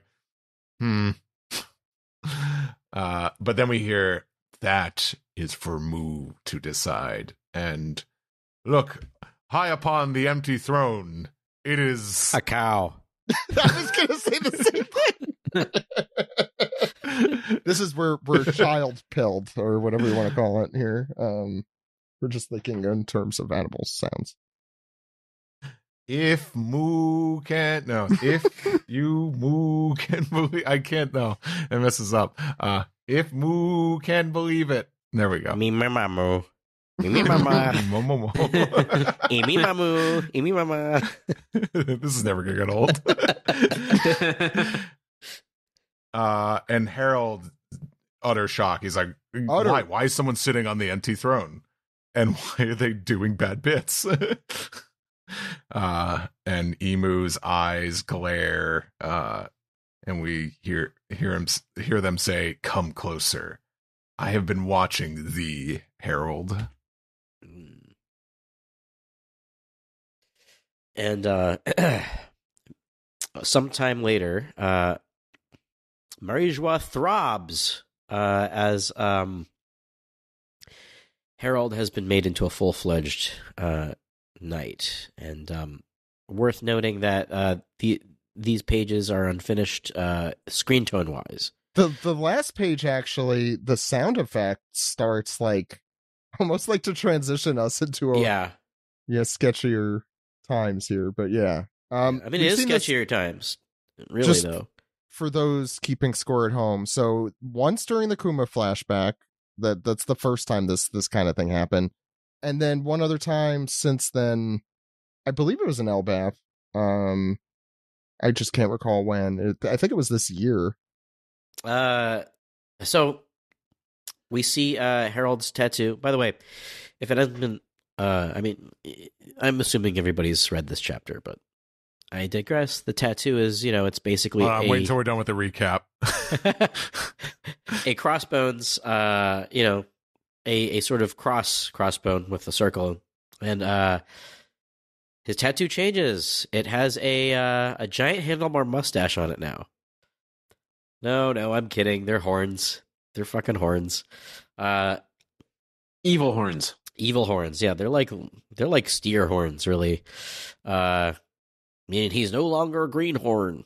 Anyways, no, he's evil. It's super evil, and we see the area where his tattoo is smoking, and it sort of throbs a little bit. And Harold says, "Ooh, the strength." It's rippling through me. It's almost frightening. Phenomenal cosmic power. Itty bitty living space. Yeah. Well, I would say that if it weren't for the fact that Harold could stand up in the throne room pretty handily. So he's just sort of doing a squat, like he's Serbian or something. Well, no, I think it's honestly because he's trembling at this power now. It's enough to bring Harold to his knees, which is pretty remarkable. And the elders, speak. This is Summers, right?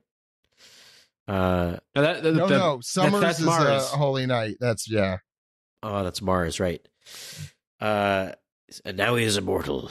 Orkuri says, "It chills the spine."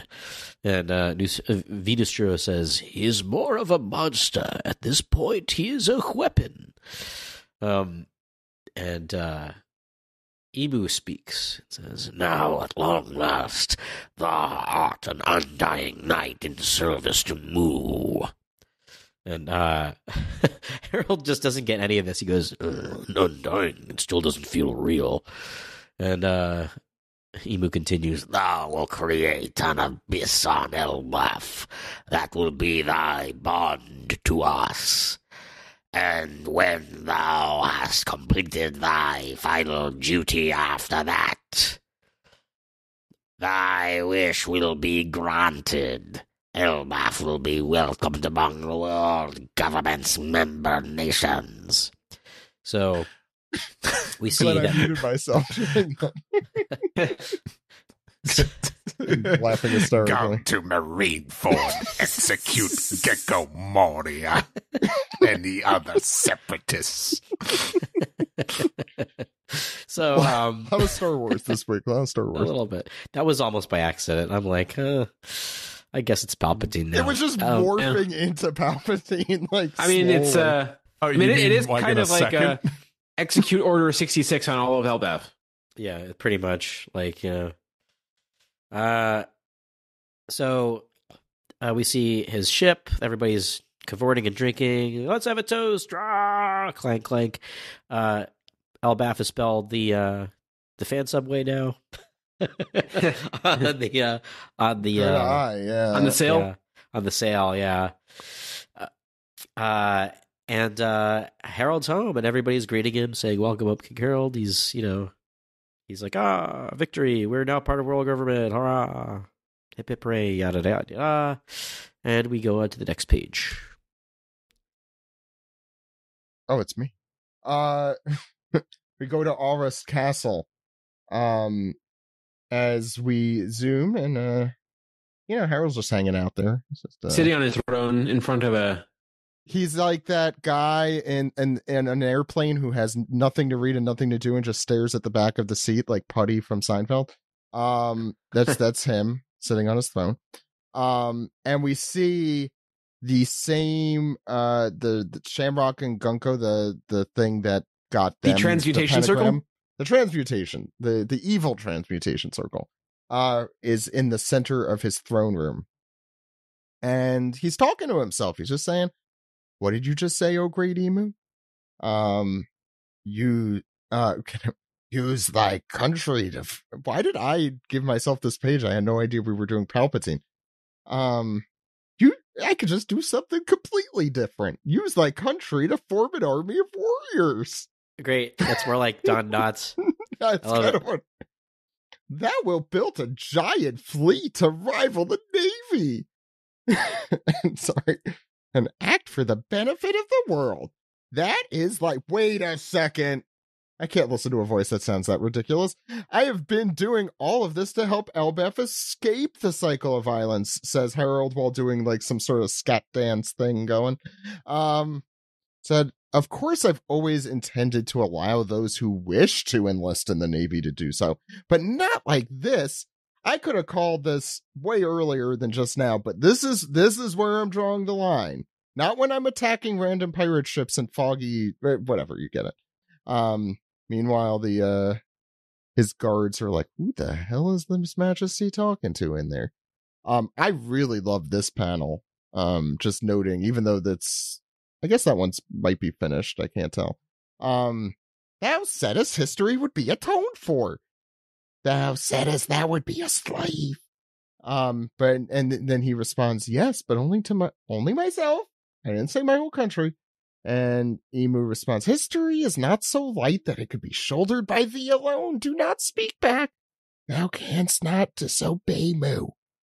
Those who have accepted the Depths Covenants are given immortality and strength, but must obey orders in return. Think what thou wilt. I will have my day." And here's Alex, go for it. Just say Hello, the my thing. baby. Hello, my honey. No, basically, yeah. Emu basically possesses him with the soul of Michigan J Frog as he does a little tippity tap tap towards the. Hello, my emu. Circle. Hello, my master. He kind of Joker dances down the stairs there from the throne. A little bit, yeah. No, yeah, he's a frog fruit model Michigan J. That's a. Hello, my emu. Okay. And yeah, in what is a very serious spread, that just, yeah. That'd be great if Emu's I like, mean, watch sword, me make you dance, you little... The sword there kind of makes it look like he's got a cane in his hand. Yes, 100%. Yeah, it really 100% does. This is a very silly panel. A very serious moment. He's turned Harold into the Minister of Silly Walks. "I can't stop being controlled," he says, "and My dancing has gotten significantly worse. I'm usually much better than this. And I can't stop being controlled. And Elbaph with me. There was never any intent to bring us into the circle of the world. Damn you, Emu. Oh, what a putz. Yeah, that's what I would call him. Ed. So this is Harold hollering, "Guards, to arms!" And I guess this is Harold's internal monologue. Like, were you planning to make the warriors of Elbaph your slaves? And the guards respond to his call, saying, "What is it, your majesty? Is someone in there?" And Harold responds, "Bring chains, tie me to this pillar." And he's sort of leaning up against it. And they're like, "Huh? Act quickly. Call Chief Jarl and my sons." And the guards respond, "Pretty sure Hyrden is out at sea right now. And Prince Loki is still in a cell for that thing he did." And yeah, that thing I did. He's got his head buried in the pillar. He's like, "I cannot resist." And the guards say, "What's the matter, your majesty?" But down into the underworld holding cells, we hear, "You're freed, Loki." And he's like, you see Loki, he's like, "Report to Orist Castle immediately. The king calls for you." And at Jarl's house, we hear, I guess, this Jarl saying, "Urgently, just a moment, what could it be?" But now let us return to the story, the Yoda box implores us. "On this day, there was a terrible massacre inside the castle, and the most beloved ruler in the history of Elbaph, wise King Harold, perished." And that is chapter 1168. Yes. We are off next week and return for 1169 the week after. The podcast will be back with our, I think, SGS next week, so stay tuned for that. Cool. So that's chapter 1168. Thoughts, Alex? Okay, so with the narration at the end, I can only assume that that's the end of the Harold flashback, and we go back to the Loki flashback. Correct. Yes. It only took a year, right? Half a year? I don't know. Well, no, it's we're like gonna get 100. the Rocky Port incident flashback now. Yeah. So now, at the end of this, the Harold flashback, my ultimate thought is I think it's really fucking awesome that Oda contained a really fun story about this giant king and got to put it in his little pirate manga. Like, it's sort of like taking, like, all of... One Piece at this point seems to be like Oda taking all of his little ideas for other series, maybe, and building them into his story as much as he can. That way he could just retire after this. And, I think Oda's like, drawing manga sucks. I don't want to draw a new story. Bullshit. Yeah. No, he's just like, I'm not doing this again. Yeah. Oh, he knows. He's said that, I think, before, like, out loud. Out loud. Everybody heard him. I think Oda had too much fun drawing all the different NPCs in the first 2 pages. That's why he couldn't actually finish the chapter. They were really good. Like they're very like specific looking. I like it. I like it a lot. He's been doing that, yeah, which is great. No, he's good at that. Sure, we'll see more Viver cards down the line for these nameless characters. This Marie the Baguettes Hurry Up type chef, or or a guy that's flannel guy who's on vacation, or a man with balloons. Anyways, what? Here he has a bunch of balloons, but they're not this nice. They're not this nice, yeah. So I really loved this chapter, actually. I thought this was a great way to end cap what we all saw coming. Well, we literally saw coming, yeah. Yeah, but it also is I think this flashback is also a really neat way for Oda to show us exactly how Emu's covenants work, without having to like go through exposition again. Mm-hmm. Like I think this was pretty economical as far as that goes. And Harold ended up being just a really, really likable character to me, but Ida ended up being an even more likable character. I really love this character.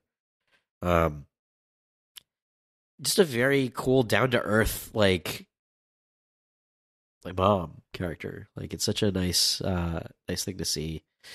And the more that we see of like Emu, I think it's kind of it's nice to be able to pull the curtain on the goings on of Emu versus them just being this gigantic mystery now. But it's really funny how like this figure with all this power can't I need the giants in order to fully take over the world. Oh, please, please, please, Harold. Oh, please join the world government. Please be my slave. Oh, please, please, please. My name's Emu. Man, if Emu was a real person who heard this podcast, I'd be on their shit list. Anyway, Emu's a little whiny whinerson. So are most despots. Yeah. I can't wait to see what Emu actually looks like. He's gonna look so stupid. Like, just a real... It'd be so funny if he just looks like a big dork. I hope he looks like that, like the statue in Skypiea. Me too, I hope that. Yeah. Just a big head. Here's a question. Do you think we're like any closer? I mean, we have to be, but do you think we're close to seeing that reveal? Because I feel like they played like such... They're playing a more and more crucial role. They hadn't even spoken until I think they said their first word. It was pretty recent. In all things considered, I think in Egghead. Yeah, I feel like we gotta come on, unless the silhouette power is the one that they have. I think that yeah, actually, Emu's been behind all the characters that we see in Silhouette only for like a little bit, which is why like the Seven Warlords. That's called the Silhouette Covenant. The Seven Warlords. The first time we see them, all look like same person. Hats. Yeah. They're all Mihawk. Yeah. I mean, I don't really have too much more to say about this chapter, so I cede my time. Steve, the time has been ceded to you. Yeah, this one's pretty straightforward. I don't think that's necessarily a bad thing, but it's kind of like, what did you think was going to happen to Harold? What? No, they would never enslave me.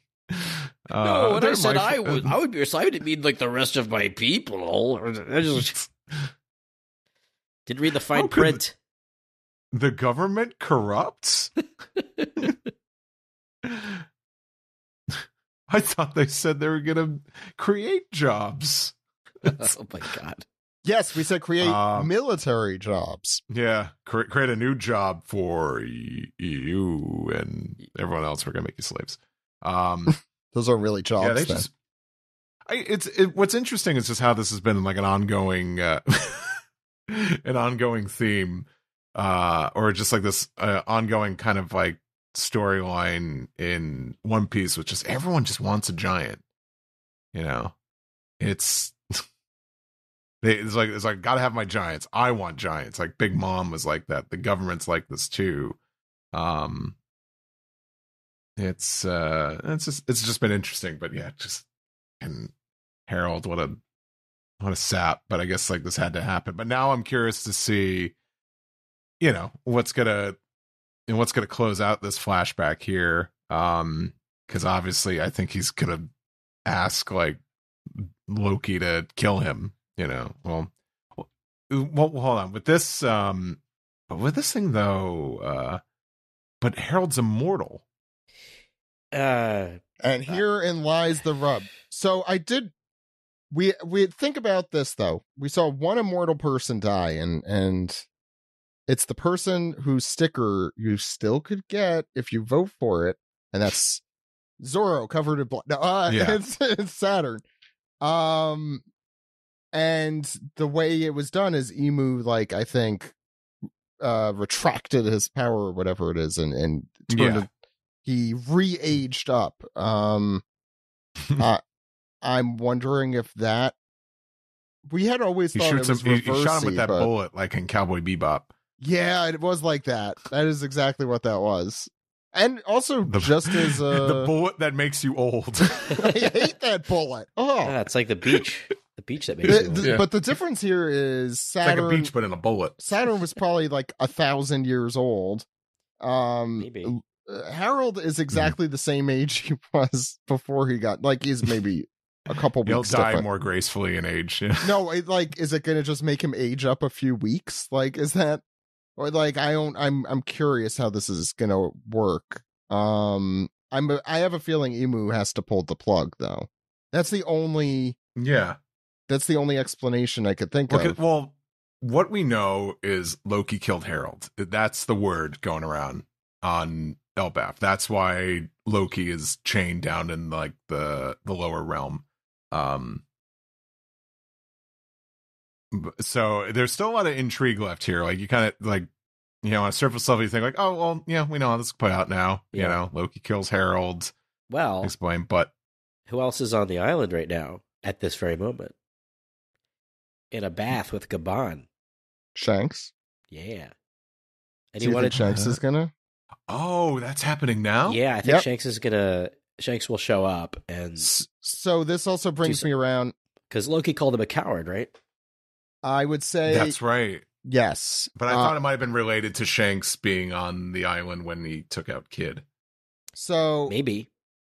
But Back on June 22nd, 2025, chapter 1152 came out, which started this flashback in June. So we've been spending the half a year. But in that chapter is when we see God, don't tell me that. I just did. Anyway, I think that chapter, if you There was a haven't delay. If you haven't reread that chapter, it is literally the events that follow after this, which is fun. It is a fun framing device to like, oh, now I kind of see what was going on here.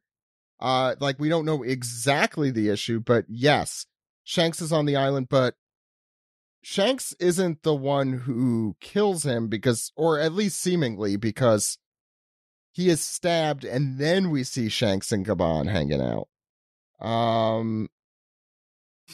But also, importantly, remember that the new circle is there for the teleportation and all that shit. So any of the government agents can get in there. At this point, we've already seen Shamrock and Gunko doing so. It's I don't even know if I completely believe that Loki even tried to kill his father, but I think we know he would at the very least ask him to kill him. Well, this whole thing is going to be about Loki kind of being like a bit of maybe not, specifically a martyr, but kind of taking a hit for the team. He's like, I'll continue to be the bad guy. It's the ending to Dark Knight, It is. It's like he's the hero Elbaph deserves, but not the one it needs right now. So he's content with being a bastard for the greater good. the greater good. And just to double back to 1152, the Oda box there continued, says, on this day there was a massacre in the castle, and the most beloved king in Elbaph's history, wise King Harold, perished. But what was it that caused people to praise him so? And here we are half a year later with the answer to that question. But Here's a question. yes. Now, obviously, there's Harold's flashback has sort of it has a whole lot of other elements that aren't 100% related to Harold and his story. Based on what it said, like, oh, let me tell you how great of a king he was. Do you think that this flashback accomplished that mission? So is it, there's a difference in that question there. Does it make him look like a good king to the reader? No. I mean, obviously everything, I think Steve put it really well. It's like, when would a tyrant or some, like a political, like leader think that they weren't acting in the best interest of everyone, even if they're not, like that's like a delusional thing that. That's also, yeah. Well, and oftentimes it's just bullshit. But like Yes. Harold here is disillusioned. You know? I mean, I want to say first off, Harold. Wait, Steve, maybe I should hold off on answering the question. Did you want to talk more about the chapter? I think we've got enough, and I'm stopping myself. It pains me to see it unfinished. You know, I always feel for Oda when that's the case, but I do like these random, you know, citizens. Like these characters got a lot of love here, and they have like really fun designs. And I actually, at first, I was kind of like ready to roll my eyes when I saw Ida's gravestone. But I really enjoyed their last moment together, and then that page, that silent page with no dialogue or sound effects, is really well done. Like that entire page is like a slam dunk. You know, sometimes like, oh, this is a great panel and all that, but and just I think we talked about the last time Alex was on with me. And we were talking about like the way Oda would divide, like some beats of the story, like it was with like Garp and like Roger with rocks kind of separating them. Like he did a similar technique here, and I really love it. And just some great expressions here, like Loki too. Like, you know, there's a lot more you got to like show with Loki because his eyes are covered up, but like it's you feel it, like his isolation in the cell here, the close up, and like I think that the snow must be covering like the town he burned down. It's really good. It's like it's the highlight of this chapter for me. But I do feel for him that it was a little unfinished, and just hopefully he has like a decent break that he's in the middle of, probably, or maybe he's probably coming out of. Yeah. Because this is well, it's a weird schedule. We'll talk about that after, but at this point it's unclear. But yeah, I don't think there was any big surprises here, but I think that's going to be in the following chapters for sure. But like it's good. It's good. Not like a I don't know, not like a world breaking chapter in our world at least, but I think there's some great panels here, great use of scale. Yeah, it's maybe you could tell why maybe Oda couldn't finish in time, because I think he wasn't phoning it in this one. It's a great looking chapter, and that's all I gotta say. Yeah, I'll try and make it quick as well. I think narratively, this might be my favorite chapter of the Flashback narratively. It's really like heart-wrenching and well executed in like the story beats. I think the Ida is so to double back, Alex, to your question, does it make Harold look like a king that deserves praise? To his people, as far as they know, yes. To the reader, no. Like, he is just such a interesting character study in like how someone well-intentioned can do everything wrong. What's like really heartbreaking here, so we talked about the tragic irony of like, Rox is dead, I'm gonna avenge you by doing the exact opposite of what you wanted. When he rips his horns off and says, I'll be your slave, basically, to the world government. And he does the same thing after Ida's death here. It's kind of out of order, but in the first pages, when he says, I will see it through, Ida, the thing he is seeing through kind of goes against almost explicitly what she says. And he's like so narrow-minded in his like focus for something that he believes is just and good, that he will do anything. Any ends will justify any ends justify the means, or these ends justify any means. I think that makes more sense. Yeah. Yeah. I think he is a deeply flawed character, tragic in that way. I mean, that's what makes for a good Flashback character, obviously. Like, you can't have like Odin being like this tall tale type of figure, but in the end, like he is tragic as well. Like I think that Harold, in a way, I'm actually I thought like let me pull the other people here, the two of you really, as far as like all the kings that we've encountered so far in One Piece that are like that we've spent some time with. I'm including Wapol here.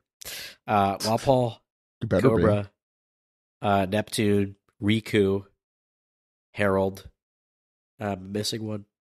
Elizabella? Oh, well. I was doing that with some facetious. He's a big punchy guy. And Doflamingo, to be fair, was. Sure. Yeah. Like, where does Harold rank on, like, I still think Riku is a worse king than Harold. I mean, this is so like. Where did Riku go wrong? He's just kind of a pushover. He's kind of he sucks. Was puppeteered. He was literally puppeteered, and people forgot about him. He fought in the Coliseum. Actually, no, for you. No, we're thinking of Kyros, but Riku did. That's true too. No. Remember Ricky. King Riku dressed up as Ricky Ricardo, Lucy and Ricky both in that. It's fantastic. Oh my god. We have definitely mentioned this before, Alex. I mean, it might have been 10 years ago, but we've definitely mentioned that before. Okay, good. Yeah. I was going to say. Okay, maybe not as... I like him better than Riku. I like Harold better than Riku. I think Harold is a cooler character. Is there anyone... is there any of the kings that are better than Harold? I think Harold's kind of top tier. Cobra? No. So, wait, let's take a step back. Are we talking Cobra's a good guy, but as an entertaining character. Oh, okay. Entertainment wise, I think Harold has really. Well, Wapol's really entertaining. Wapol is pretty entertaining. Are we just talking about entertaining? Entertainment wise, I think he's just below Wapol. Yeah. But as far as like being a king to his people. Yeah, let's just look not as a character, but like objectively as a king. Well, he's Cobra probably had that in the middle. Alabasta Civil War thing. Oh yeah, that's true. But that was, to be fair, but that wasn't. That was someone purposely working against him to undermine him, similar to Riku. Like that's right. The dance powder, that wasn't his fault. Dance powder gate. Have to have a gate at the end. Yeah, it does. Yeah, it's true. It does. Well, like, who's the best at like being a king? Well, it's funny because I think maybe Neptune, but we don't actually see him do any king related things. He just sits around going, "Oh, jamon, jamon, jamon." I always think he's saying hamon, hamon, hamon. He's really hungry for some ham. Yeah, he just wants some. I would say, I don't know, like Spanish ham. Oh, no, I was about to say, like, Fishman Island was doing pretty well. I'm like, oh no, wait, the whole Fishman District thing. I was thinking of that too. Yeah, that's actually super terrible. You know what? I'm gonna say Riku, probably because when he came back, the whole his stuff with Fujitora, and he's like doing a good job reconstructing. Gentlemen, monarchy just doesn't work. Yeah, that's true. Unless your name is Dalton. That he's technically a mayor, right? I forgot about Dalton. Oh, Dalton, he's king. He's king. Oh, he is a king. He's mayor. Yeah, but he lives. He doesn't live in the castle. And doesn't he insist being called something else? Like, he doesn't want to be called technically the king, but he that's what I call a king. Dalton, maybe Dalton is the number one because king. he rejects the title. He's got a crown made of chestnuts. Dalton's like, you know what? I think the citizens of the Soccer Kingdom, they deserve free public transportation, so I'm opening up the cable car. And free healthcare for everybody. Yeah. And that castle's not being used, so let's get some free housing in here. So to be fair, most of those do happen in story. At least in cover story.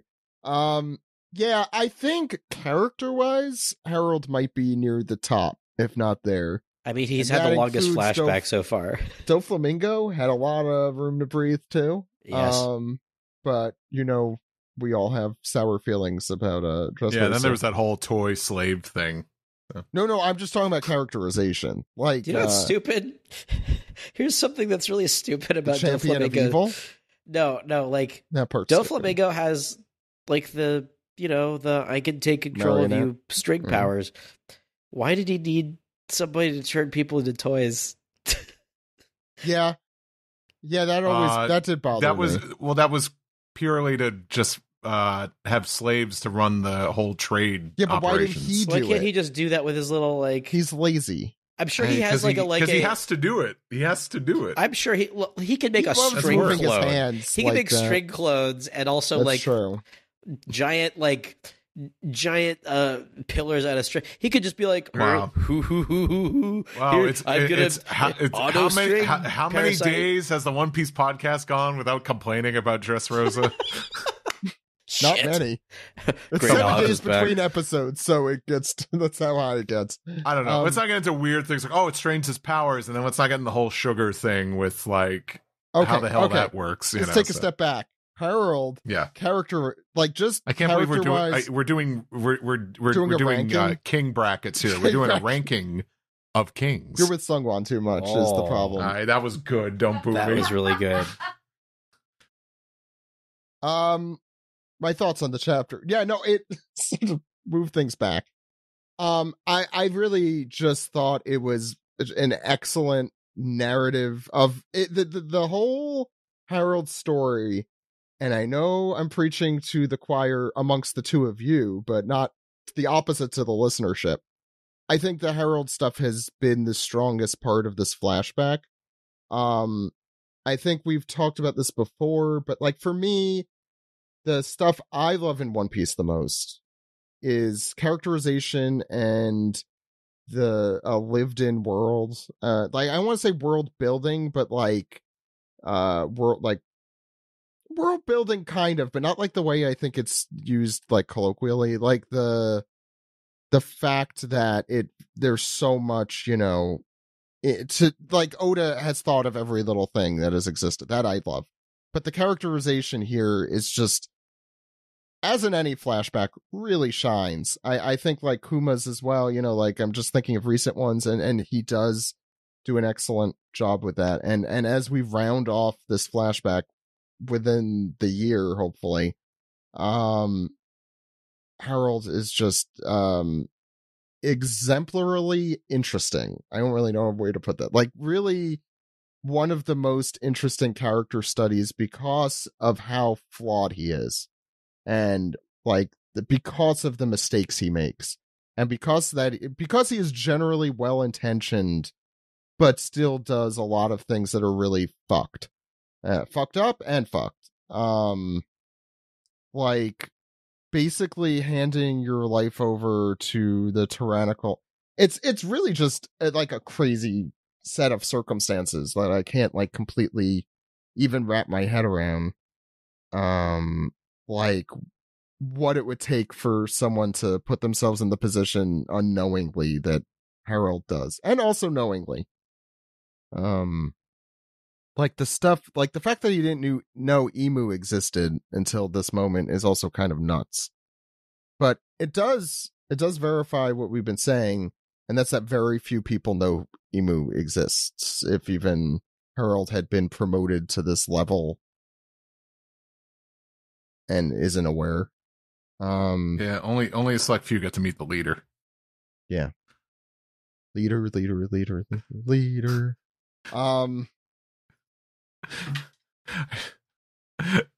Steve's laughing at his reference. Yeah. 14 years from current timeline, right? 14 years from current timeline. Yes, that's where we're at. Where do you think Shanks was?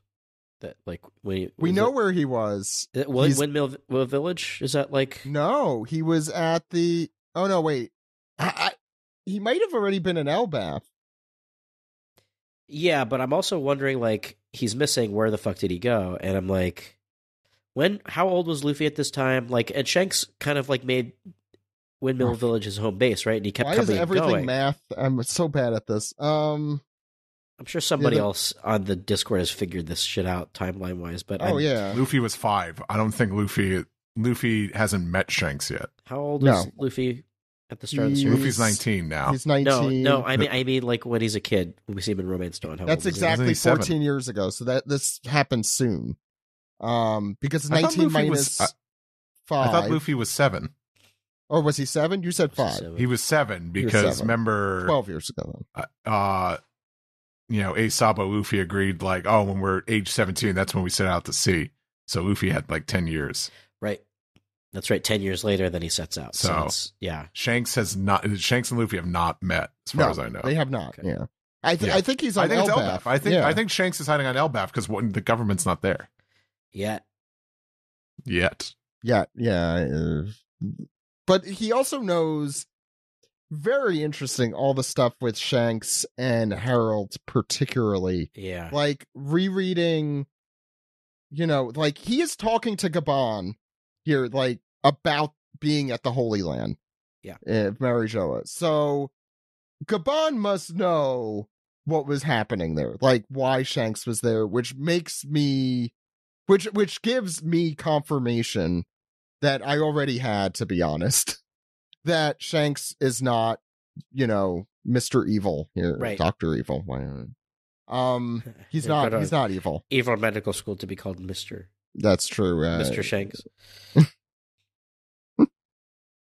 Dr. Shanks. Dr. Shanks. Dr. Shanks and Mr. Shamrock. Dr. Shanks sounds like Coca-Cola's replacement for Dr. Pepper. God.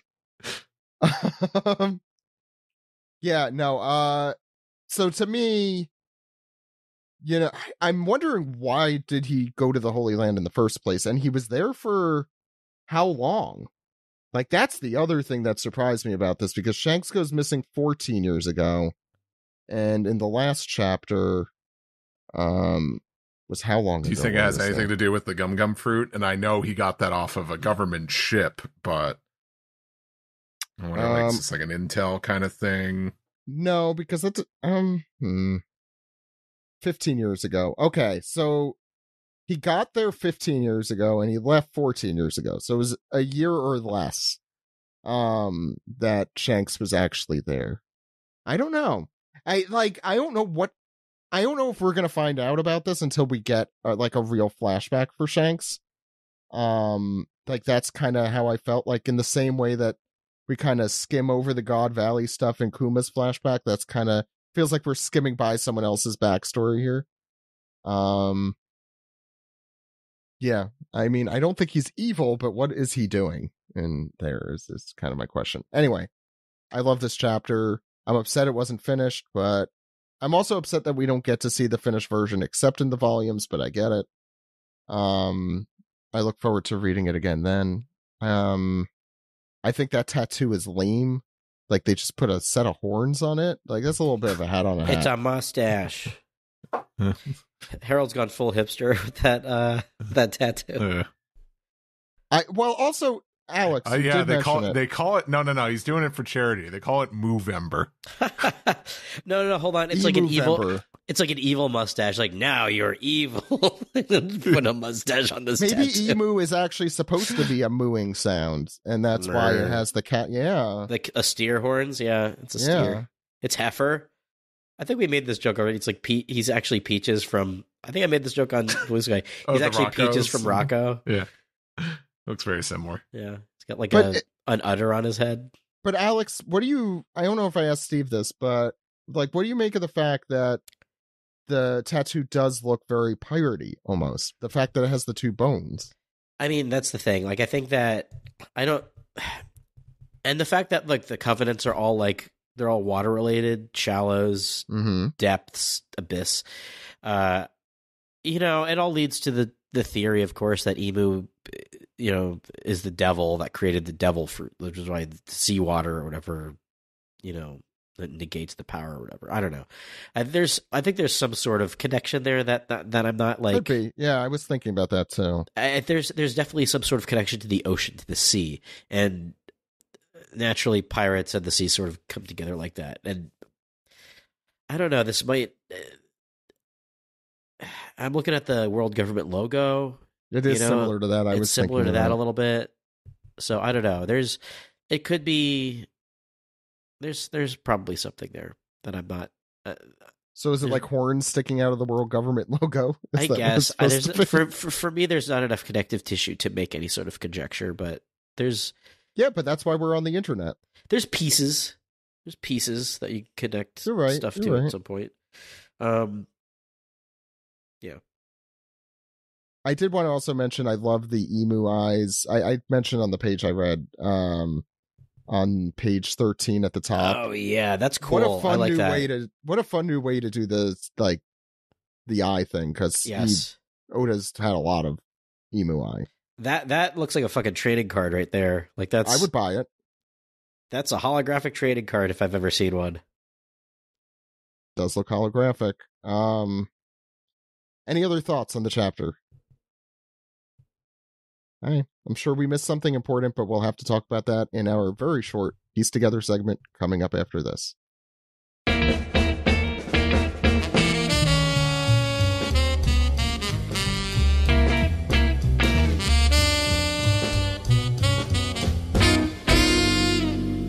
If you want to learn how to pronounce abyss, this is the segment for you. It's the Piece Together segment. Let's Abweis. Abweisel. Abyss, Abweisel. Abyss, a voice. Theodore Geisel. Let's do some dispiece. Alex, I didn't even ask you. Do you want to do it? I could do it if you. No, I'll do it. It's right here in front of me. Okay, Alex, go for it. Let's go. It's gonna be a piece. It's gonna be a quick segment because we had a long segment with Henry. Yeah, for that's those right. listening. Everybody, it's pronounced dispice. Sailor Carter says, "Hey, OPP, maybe it's already been discussed, but is Harold dead? I know Loki's strong, but I doubt he could kill the emu-possessed Harold." Ooh. Well, No. it said perished in 1152, so yes. Maybe, yeah. I don't. Maybe he's the shadows of the Florian Triangle.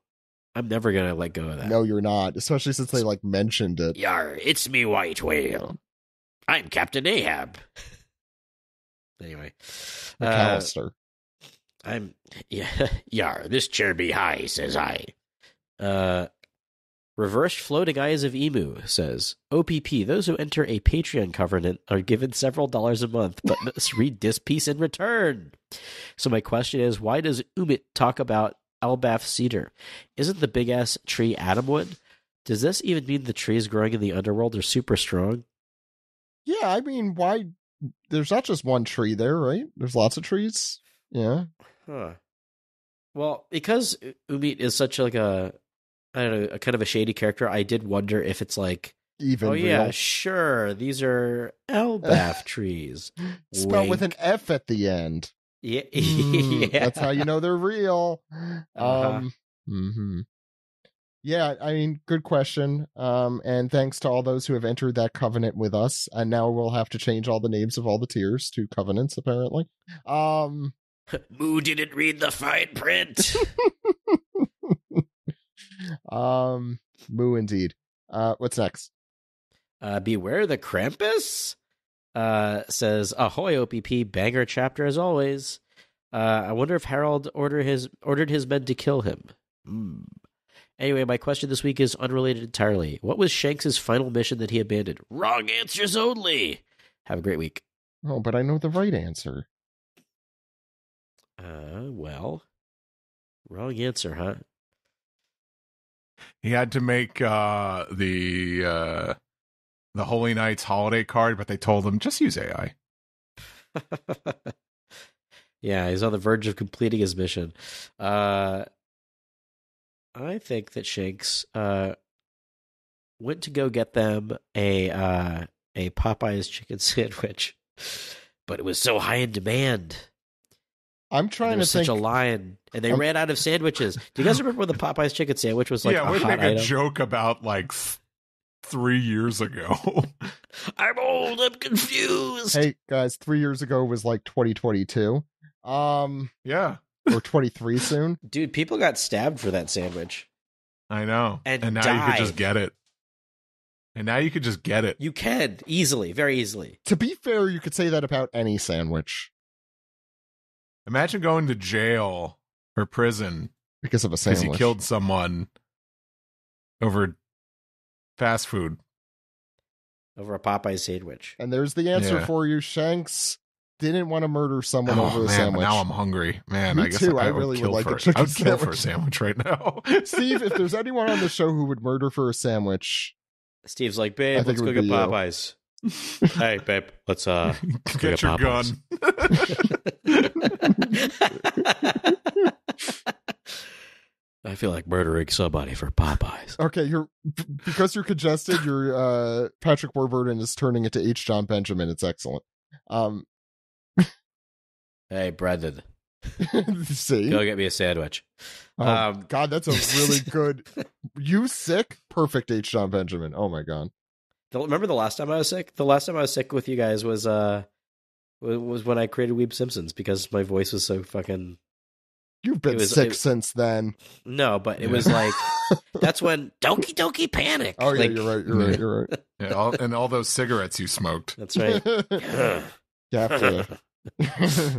All right, we have one more disc piece. This is really short this week. The shortest it's ever been. Well, this one's serious, so...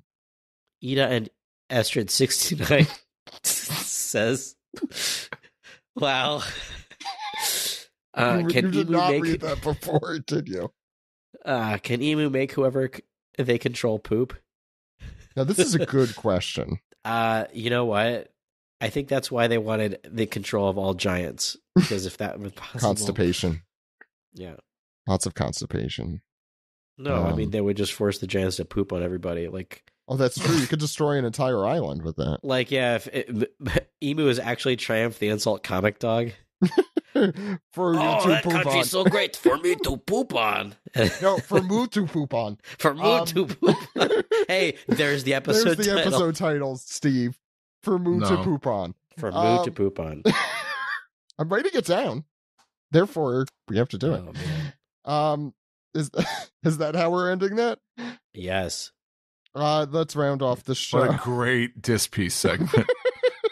Thank you, All-timer. Ida and Estrid 69. You will For Moo to forever be saluted. Is that like by their Moo. actual username? I hope. No, it isn't. It's Nyverse. Why did I click it? Now I know it isn't Ida and Estrid 69 forever. Hey, don't dox them. Docs. They write in every week. Oh. Let's round off the show. Yeah.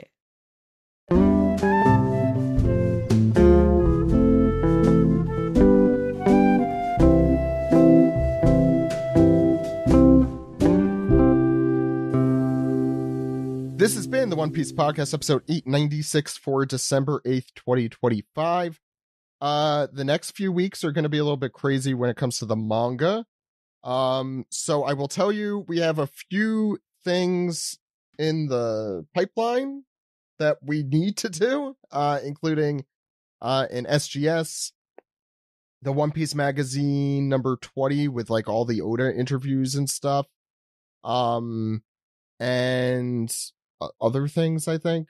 I'm forgetting off the top of my head, but there's stuff that we have to That do. magazine's a hot item. I can't get a copy of it.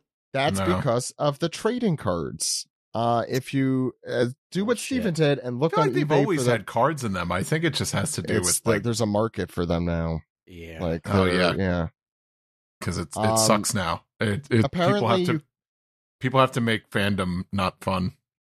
I mean, I haven't been on Amazon.jp in a while, so I was going to order from Kino, and Kino does not have it yet. Kino has not got. I think it's tariffs is a They'll big thing restock. too. Yeah, Well, tariffs, but they also have the latest volume, so I mean, I don't know.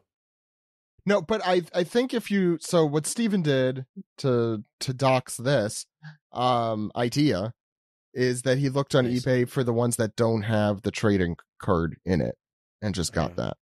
But I kind of want the whole thing. I don't want me mine to too. be. Yeah, I know, incomplete. Yeah. Used. I mean, I never open up the little envelope in the back anyway, but like, Yeah, I kind of don't. But who's the card of? I forget. I don't know. What do I look like? Some sort of card person? Probably that's Yamato or something. I don't know. Probably Yamato. Ken probably bought them all. That's who did it. So I guess I'll just have to go to Japan. Yeah. Okay. Or raid Ken's house. Yeah, so we have those coming up in the next few weeks. This time of year, there are also double issues, which means Shonen Jump is going to be off probably the week after next. Maybe, and also there's usually 2 double issues, so the one after that one too will probably be off. So I think we have one more manga recap probably left this year. One or I think two. so. One, I think. and then one to start the year, and then I think there's a break after that, probably. So look forward to all that. We'll be announcing some podcast related things around our 900th episode, believe it or not, on January 4th. So if you are not seeing the new Lupin movie, you could check that out. We talked a little bit about that because Henry did some work on that movie. Please also check out Henry Thurlow generally. Huge thanks for him to coming on. If you haven't checked him out and our previous interviews with him, please do. Alex, where can people find you? You can find me on Blue Sky at dude!!.bski. There's also Weeb Simpsons, which we briefly talked about in the last segment, I think. And Super Art Fight, the thing that I am a part of occasionally. We have a Patreon now. So go to our fucking Patreon. Sign up. And you can watch some live shows, some old live shows that were taped with me. So that's 3 Patreons you should be a part of right now. That's and right. if you're not, what are you doing? What are you doing with your life? I want you to sit there and re-examine your life right now. Also, I'd like to plug fatherhood. Yes, fatherhood. Fatherhood, being a dad is great. Why don't you take some time and be a dad?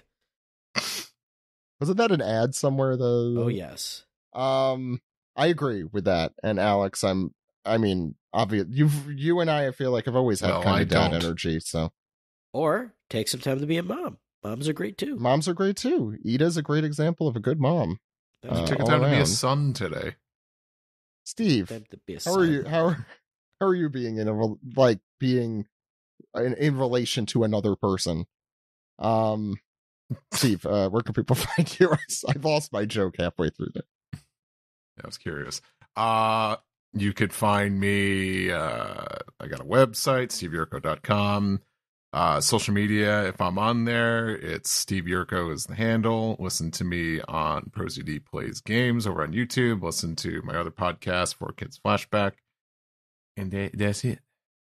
Yeah. Strongly endorse all of those. Subscribe to Patreon and listen to all of Steve's podcasts / streaming channels. You can find us at onepiecepodcast.com, patreon.com / onepiecepodcast, anywhere you get your podcasts, including Spotify if you have to, but I would prefer the others. Apple Podcasts, RSS feeds. What do people use? Overcast? I use Overcast. Yeah. I'm trying. What other $5? Highly recommend it. What other apps are there? Like, I should probably know these. iHeartRadio, I think, is an app. That's an app? I don't know. Anyway, look around. Try and find a good one. Thank you all for listening today, this year. We'll probably do a more year-end roundup thing when we hit the end of the year. The one thing about the end of the year roundups that always annoy me is December is just completely excluded from everything because people start like counting down the year in like late November. What about December? Yeah. That's where your Spotify Wrapped is and whatnot. Like, yeah. What's our One Piece podcast Wrapped? We should do like a. I had like a best of the year thing, and I try to remember what it was now. Well, we had some like good achievements in the Spotify one. It's just that Spotify kind of sucks at the moment. As we say at the end of every episode recently, thanks to Alex, fuck ice. But we were in the top 97% of most shared shows on Spotify, top 99% of most talk shows, which are comments, top 9, which I feel like is a low bar for Spotify, but whatever. Top 99%, 2025 marathon show, meaning they listen to us for a long time. But that's because they have to, because to listen to like 2% of the show, you have to sit there for at least an hour. Sorry. Hey, you know what? Not sorry. We're entertaining. Yeah. If you want to go into our abyss, you have to make the covenant. I'm going to leave it on that for some reason. I will see you next week. My name is Zach. My name is Steve. And my name is Alex, and Ed was here too. Ed was here too. Henry Thurlow was here. And Moo, see you next week. Good Moo, everyone. All work and moo play makes moo moo moo. Let's all go to Flaming Moose. Moose is like Uncle Moo's family moo boo.